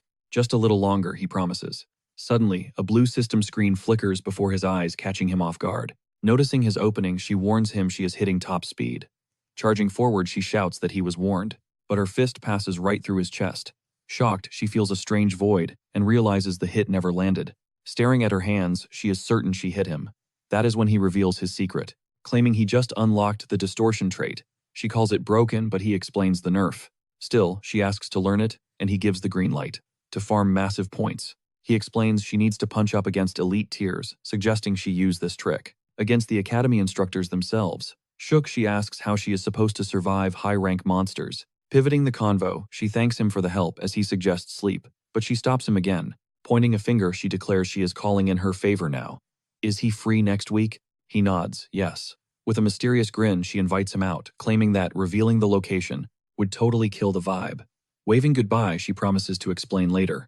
1 week later, Kim Ho is strolling through the academy halls. Rounding a corner, he spots Seo Ye and blocking the path. Noticing her footwork, he realizes she already mastered the new technique before he even reaches her. He asks if she is testing the skill, and she nods. Checking her progress, she reveals it is rank D. Suddenly, an Youngmi appears, and Kim Ho notes how fast she moved, adjusting her frames. The mentor claims she is just being efficient with her duties. Smiling, he notes he is quite sharp. He praises her insane gains over the weekend, and Youngmi then breaks down the full development roadmap for the girl. Scanning the files, Kim Ho immediately spots a fatal flaw in the logic. Even the mentor wonders if they are redlining the girl too hard. Seizing the moment, he suggests a better deal. Switching gears, he asks how the mentoring sessions felt this week. Looking bored out of her mind, Seo Ye-in says it was mind-numbing and repetitive. The teacher fires back. Training is all about the grind, but she claps back instantly. Kim Ho is cool, but the mentor, pure boredom. Their jaws drop, completely stunned by her honesty.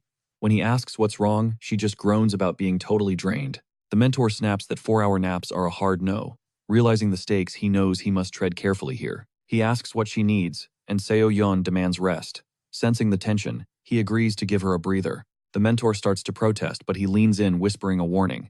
If they push her, she will literally collapse. Sensing the gravity, the mentor finally backs down and goes quiet. He asks if she is just going to sleep her breakaway. She shakes her head, a mischievous plan brewing. Locking eyes with him, she drops the bombshell she actually wants to hit downtown. The mentor offers to tag along, but she shuts it down. Too boring, she says, leaving them shook. Kim Ho asks who is going then, and Seo Yun points right at him. Duty calls, but he thinks of the massive reward. A one-day investment for this, totally worth it. He accepts, but with a catch she has to actually try during her training. Cut to the classroom where the professor is about to drop the test results. He flexes a perfect score, leaving everyone floored. A classmate sighs, saying that is just classic him. With the flex finished, Kim Ho turns to see how the others flopped. Go Hyun-woo stammers an answer, but Kim Ho plays it cool. Checking So-yeon's work, he is impressed. Suddenly, he and a classmate lock eyes. They are thinking the exact same secret thing. The professor commands silence as the next lecture begins. Today's mission, Guardian Duty. To pass this stage, they must survive the Guardian's relentless defense. Then comes the twist. The students are the ones playing the Guardians. He points to the screen. Their goal, protect the goddess statue at all costs. The rules are simple. More damage to the statue means a lower score. Hearing about the mentorship, Kim Ho can already see his team panicking. He spots Seo Yun's bored face and sighs. Good luck, mentor, he mutters. It is going to be a long week. Heading to the arena, he finds his mentees. Their spirits are absolutely crushed. Suddenly, a sharp voice screams for everyone to shut up. Enough chatter. She barks at them to get ready for the new rules. Pulling up a map, she adds 2 lethal rules, starting with close quarters combat. Only melee damage counts now. Kim Ho thinks that is manageable, but what is the second catch? The final rule, Commander. Since monsters are brain dead, she smirks, saying a leader will fix that. The bombshell, she is the one personally commanding the monster horde. Seeing the panic, Kim Ho's bad feeling is confirmed. Then she drops one last surprise. They are swapping partners. Song Cheon. Hai whines, but the mentor asks if she has caught feelings. Silenced, she just sulks. The first duo up Kim Ho and Song Cheon Hai. She points to the gate and orders them both to get inside. Now, they step into an ancient temple, scanning the ruins for any threats. The goddess statue stands amidst the rubble. Suddenly, the mentor materializes right behind them. Relaxing already, she growls. We start now. Get your game faces on. As she vanishes into the shadows, Kim-ho readies his weapon. It is go time. Facing the statue, they lock in. Suddenly, a wave of goblins swarms the room. Song Cheon-hai charges the front line, screaming for him to watch her back. He crosses his arms, letting her take the lead. She unleashes a devastating strike, but it only clips the front. The monsters in the back do not even flinch. She fires off chain lightning, but some enemies just shrug it off. She is baffled. Kim-ho shouts that only melee hits count. Fine, she will crush them one by one. Adopting a savage combat rhythm, she hammers out a relentless flurry of strikes. From the sidelines, Kim-ho notes her massive mana pool. Her energy rivals seasoned veterans, yet a fatal flaw remains. He realizes her finesse is non-existent and requires serious training. Instead of precision, she relies on raw power and brute force alone. Suddenly, a cunning goblin spots a gap and lunges straight through her guard. Panic surges as she shrieks for backup. Ignoring her cries, the monster sprints forward with lethal intent and pounces at Kim-ho. Effortlessly, he snatches the beast's throat, shutting down the attack instantly. Tossing the creature aside like trash, he neutralizes the threat. Infuriated, she barks out, demanding an explanation, but he coldly reminds her of the objective. He swears to protect the goddess statue at all costs. Frustrated, she snaps at him to just hold the line. He calmly explains that they only need to survive for 10 minutes. Suddenly, a massive explosion rips through the wall, shaking the arena. Shocked, she screams in disbelief as the dust clears. From the rubble, a menacing elite goblin emerges, mocking their struggle as unfair. Sensing the danger, Kim-ho steps up to handle the monster alone. Before he can strike, a fresh swarm of monsters floods the breach. Recognizing their high levels, he prepares a devastating wind incantation. A gale force blast erupts, vaporizing every monster pouring through the gap. She stands stunned by his power, but he's already refocused. Irritated, she grumbles about the endless leaks, slipping past her defense. To end the chaos, she triggers a high-tier skill against the elite leader. The attack whiffs completely. Recalling the combat restrictions, she suddenly spirals into a total panic. Two scavengers exploit her distraction and pounce from behind. She was so tunnel-visioned that she left her rear wide open. With no one guarding the goal, the goblins shatter the statue. Mission failed. Game over. Paralyzed by the result, she just stands there, unable to process how they lost so quickly. Back outside, Kim-ho orders a debrief while the next duo prepares. Since they finished early, the arena is ready. Arrogantly, Mo Yang-jun warns his partner not to slow him down, earning a sharp retort. Watching them, Kim-ho becomes curious about their hidden synergy. Suddenly, a hand taps his shoulder from behind. Song Chun-hee leans in with a burning question.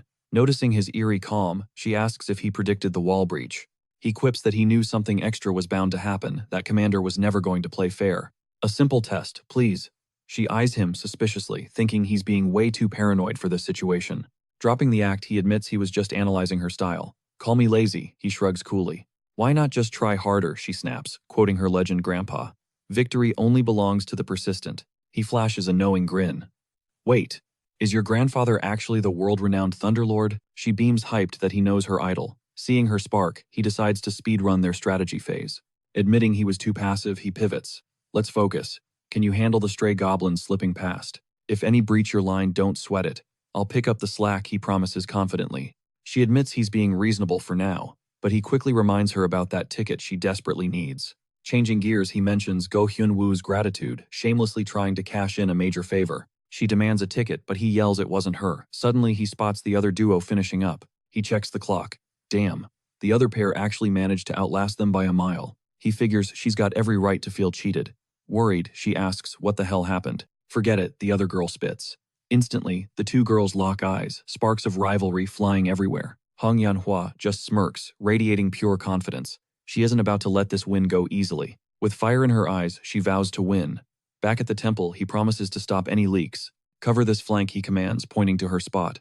I'll handle anything that dares to break through. What's the play, she asks. He just grins, already cooking up a wild new strategy on the fly.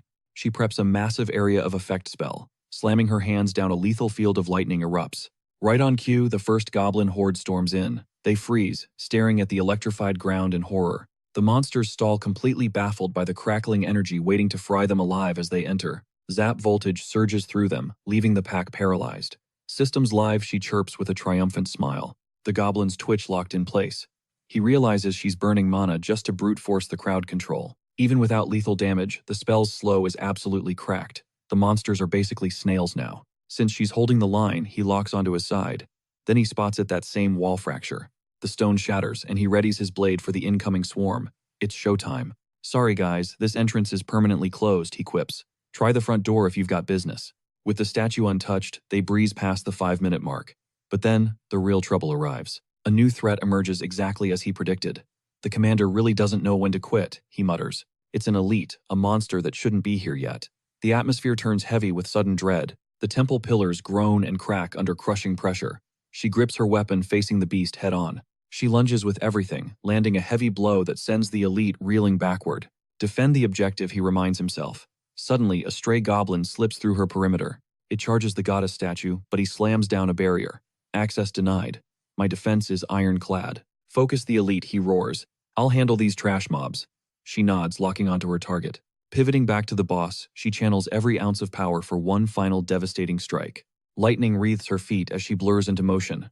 A high-speed streak of blue slams the monster. The elite is staggered by her raw strength. Watching her, he smirks. She finally understands the assignment. Trusting her to finish it, he triggers his amplification. Time to clear his own side of the arena. Unleashing a violent gale, he sends the entire horde flying like ragdolls.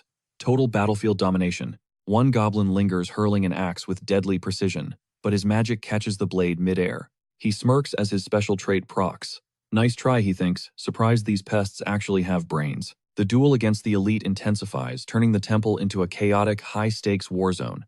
This ends now, she screams, prepping her finisher. But the goblin erupts in a foul, dark aura. The beast tanks the hit and counters.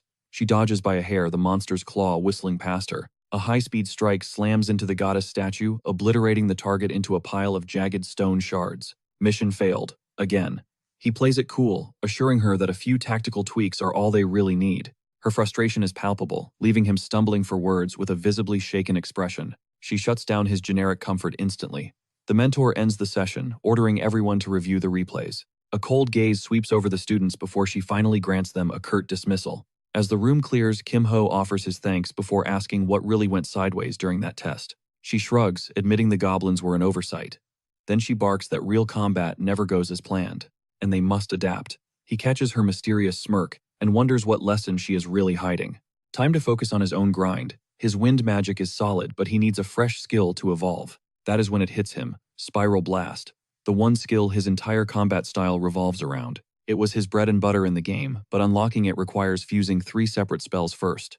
He maps out the path ahead. He has got to master the basic tier stuff before aiming higher. He tracks down Dong Yu Young for a favor. She immediately calls out his interest in wind magic. She snaps a refusal at first, but he manages to de-escalate and explain his grand plan. The next day, Hansumi grabs a sandwich with Song Chae-won, eager to dive into their lunch break. Suddenly, Kim Ho slides into their booth, dropping his tray like he belongs there, and explaining. He suggests a tactical lunch meeting to dissect the test. Chae-won reluctantly agrees to review the footage. She notes the overall structure was decent. Between bites, he asks if the elite monster was the real wall. Sensing his confidence, she realizes he has a counter-strategy. He asks if she caught that specific moment, right before the monster lunged for the statue. That is when the crucial piece of the puzzle appeared. Munching on a snack, she recalls a sudden roar and a shift in movement.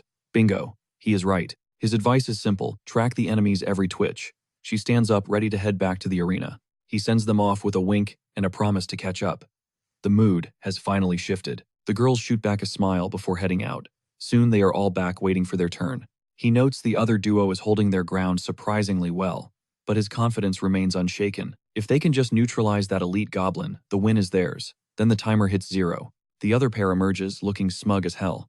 Seeing her rival's face makes her blood boil. He tells her to keep her cool. With fire in her eyes, she is ready to end this.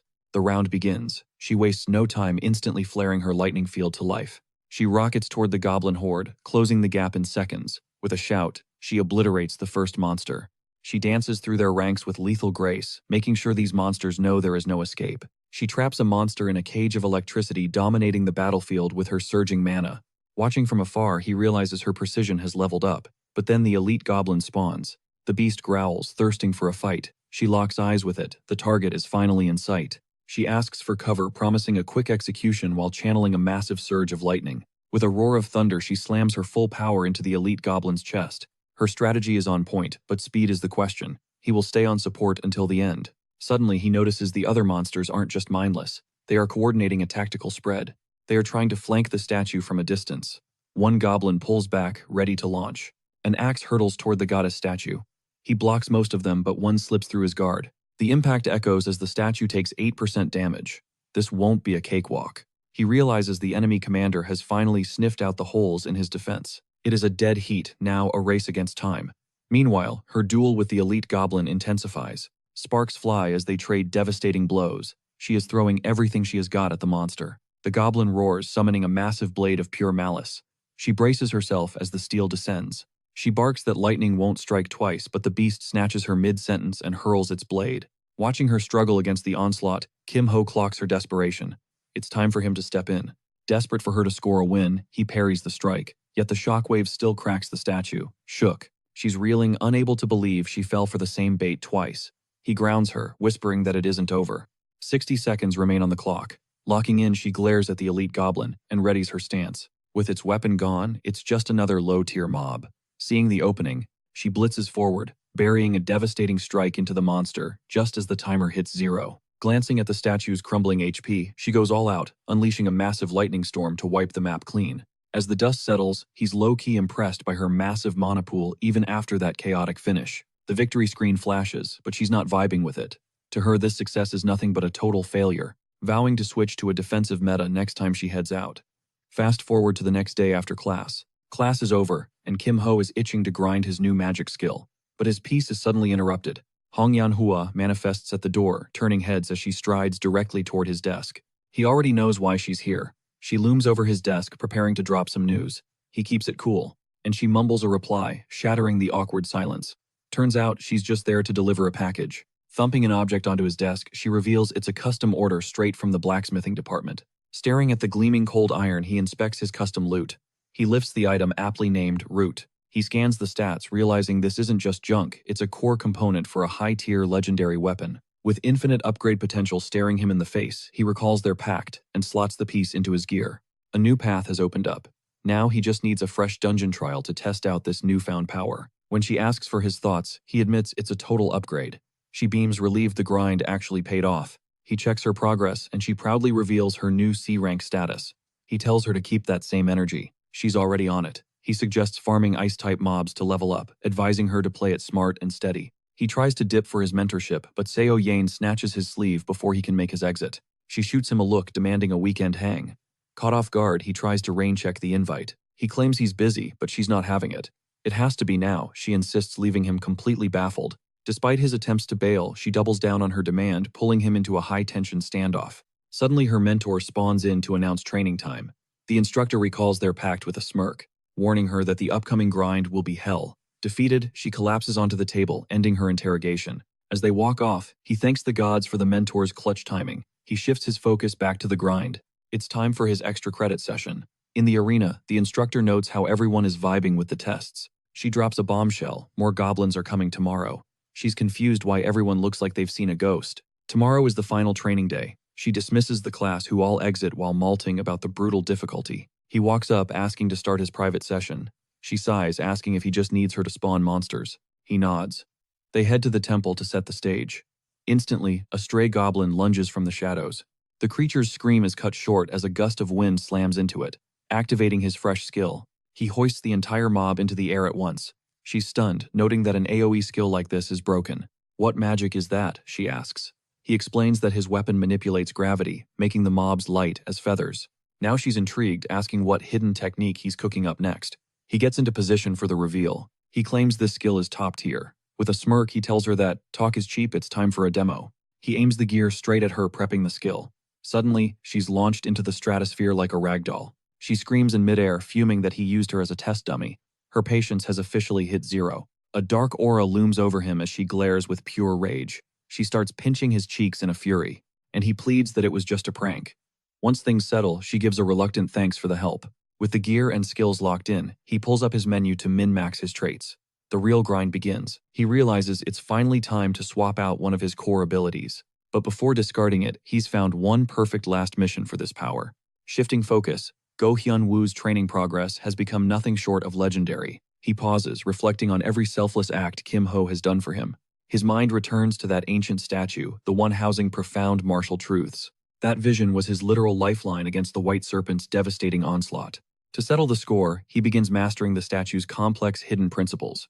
With a replica ready, he vows to forge skills worthy of his friend's kindness. Locked in, he officially stakes his claim as a true disciple of the sect. Days pass and back in their room, Kim Ho presents him with a mysterious object. Surprised, he questions the occasion, but Kim Ho insists it's just a special gift. Examining the pen, he's shocked to find it's forged from eternal cold iron. Kim Ho explains he used leftover scraps and called in a blacksmithing department favor. When asked about the clip, Kim Ho notes he's seen him carrying it everywhere. Handing over the cap, he tells his friend to fit the clip on perfectly. Checking the stats, Go Hyun-woo is stunned by its incredible utility. Though grateful, he feels a bit overwhelmed by receiving such an expensive treasure. Kim Ho dismisses his worry, calling the gift fair compensation for their previous duel. He frames it as a down payment, leaving his friend totally confused by the deal. Mentioning the underground, he confirms he has a vital item to recover there. Hyun-woo steps up to help, and Kim Ho officially invites him along. By nightfall, they're geared up and heading to the dungeon. At the entrance, a broker greets them as VIP clients. Suddenly, a young guide arrives, breathless after sprinting to meet them. He hands over some gear, offering a quick tutorial on the tech. Kim Ho worries about bumping into veterans, but the kid promises they're in the clear. Hyun-woo praises his hustle, while the guide brags about his recent high-tier escorts. With a confident smirk, he announces they've arrived. In a flash, they stand before the portal, the legendary Temple of the Feathered Serpent dungeon.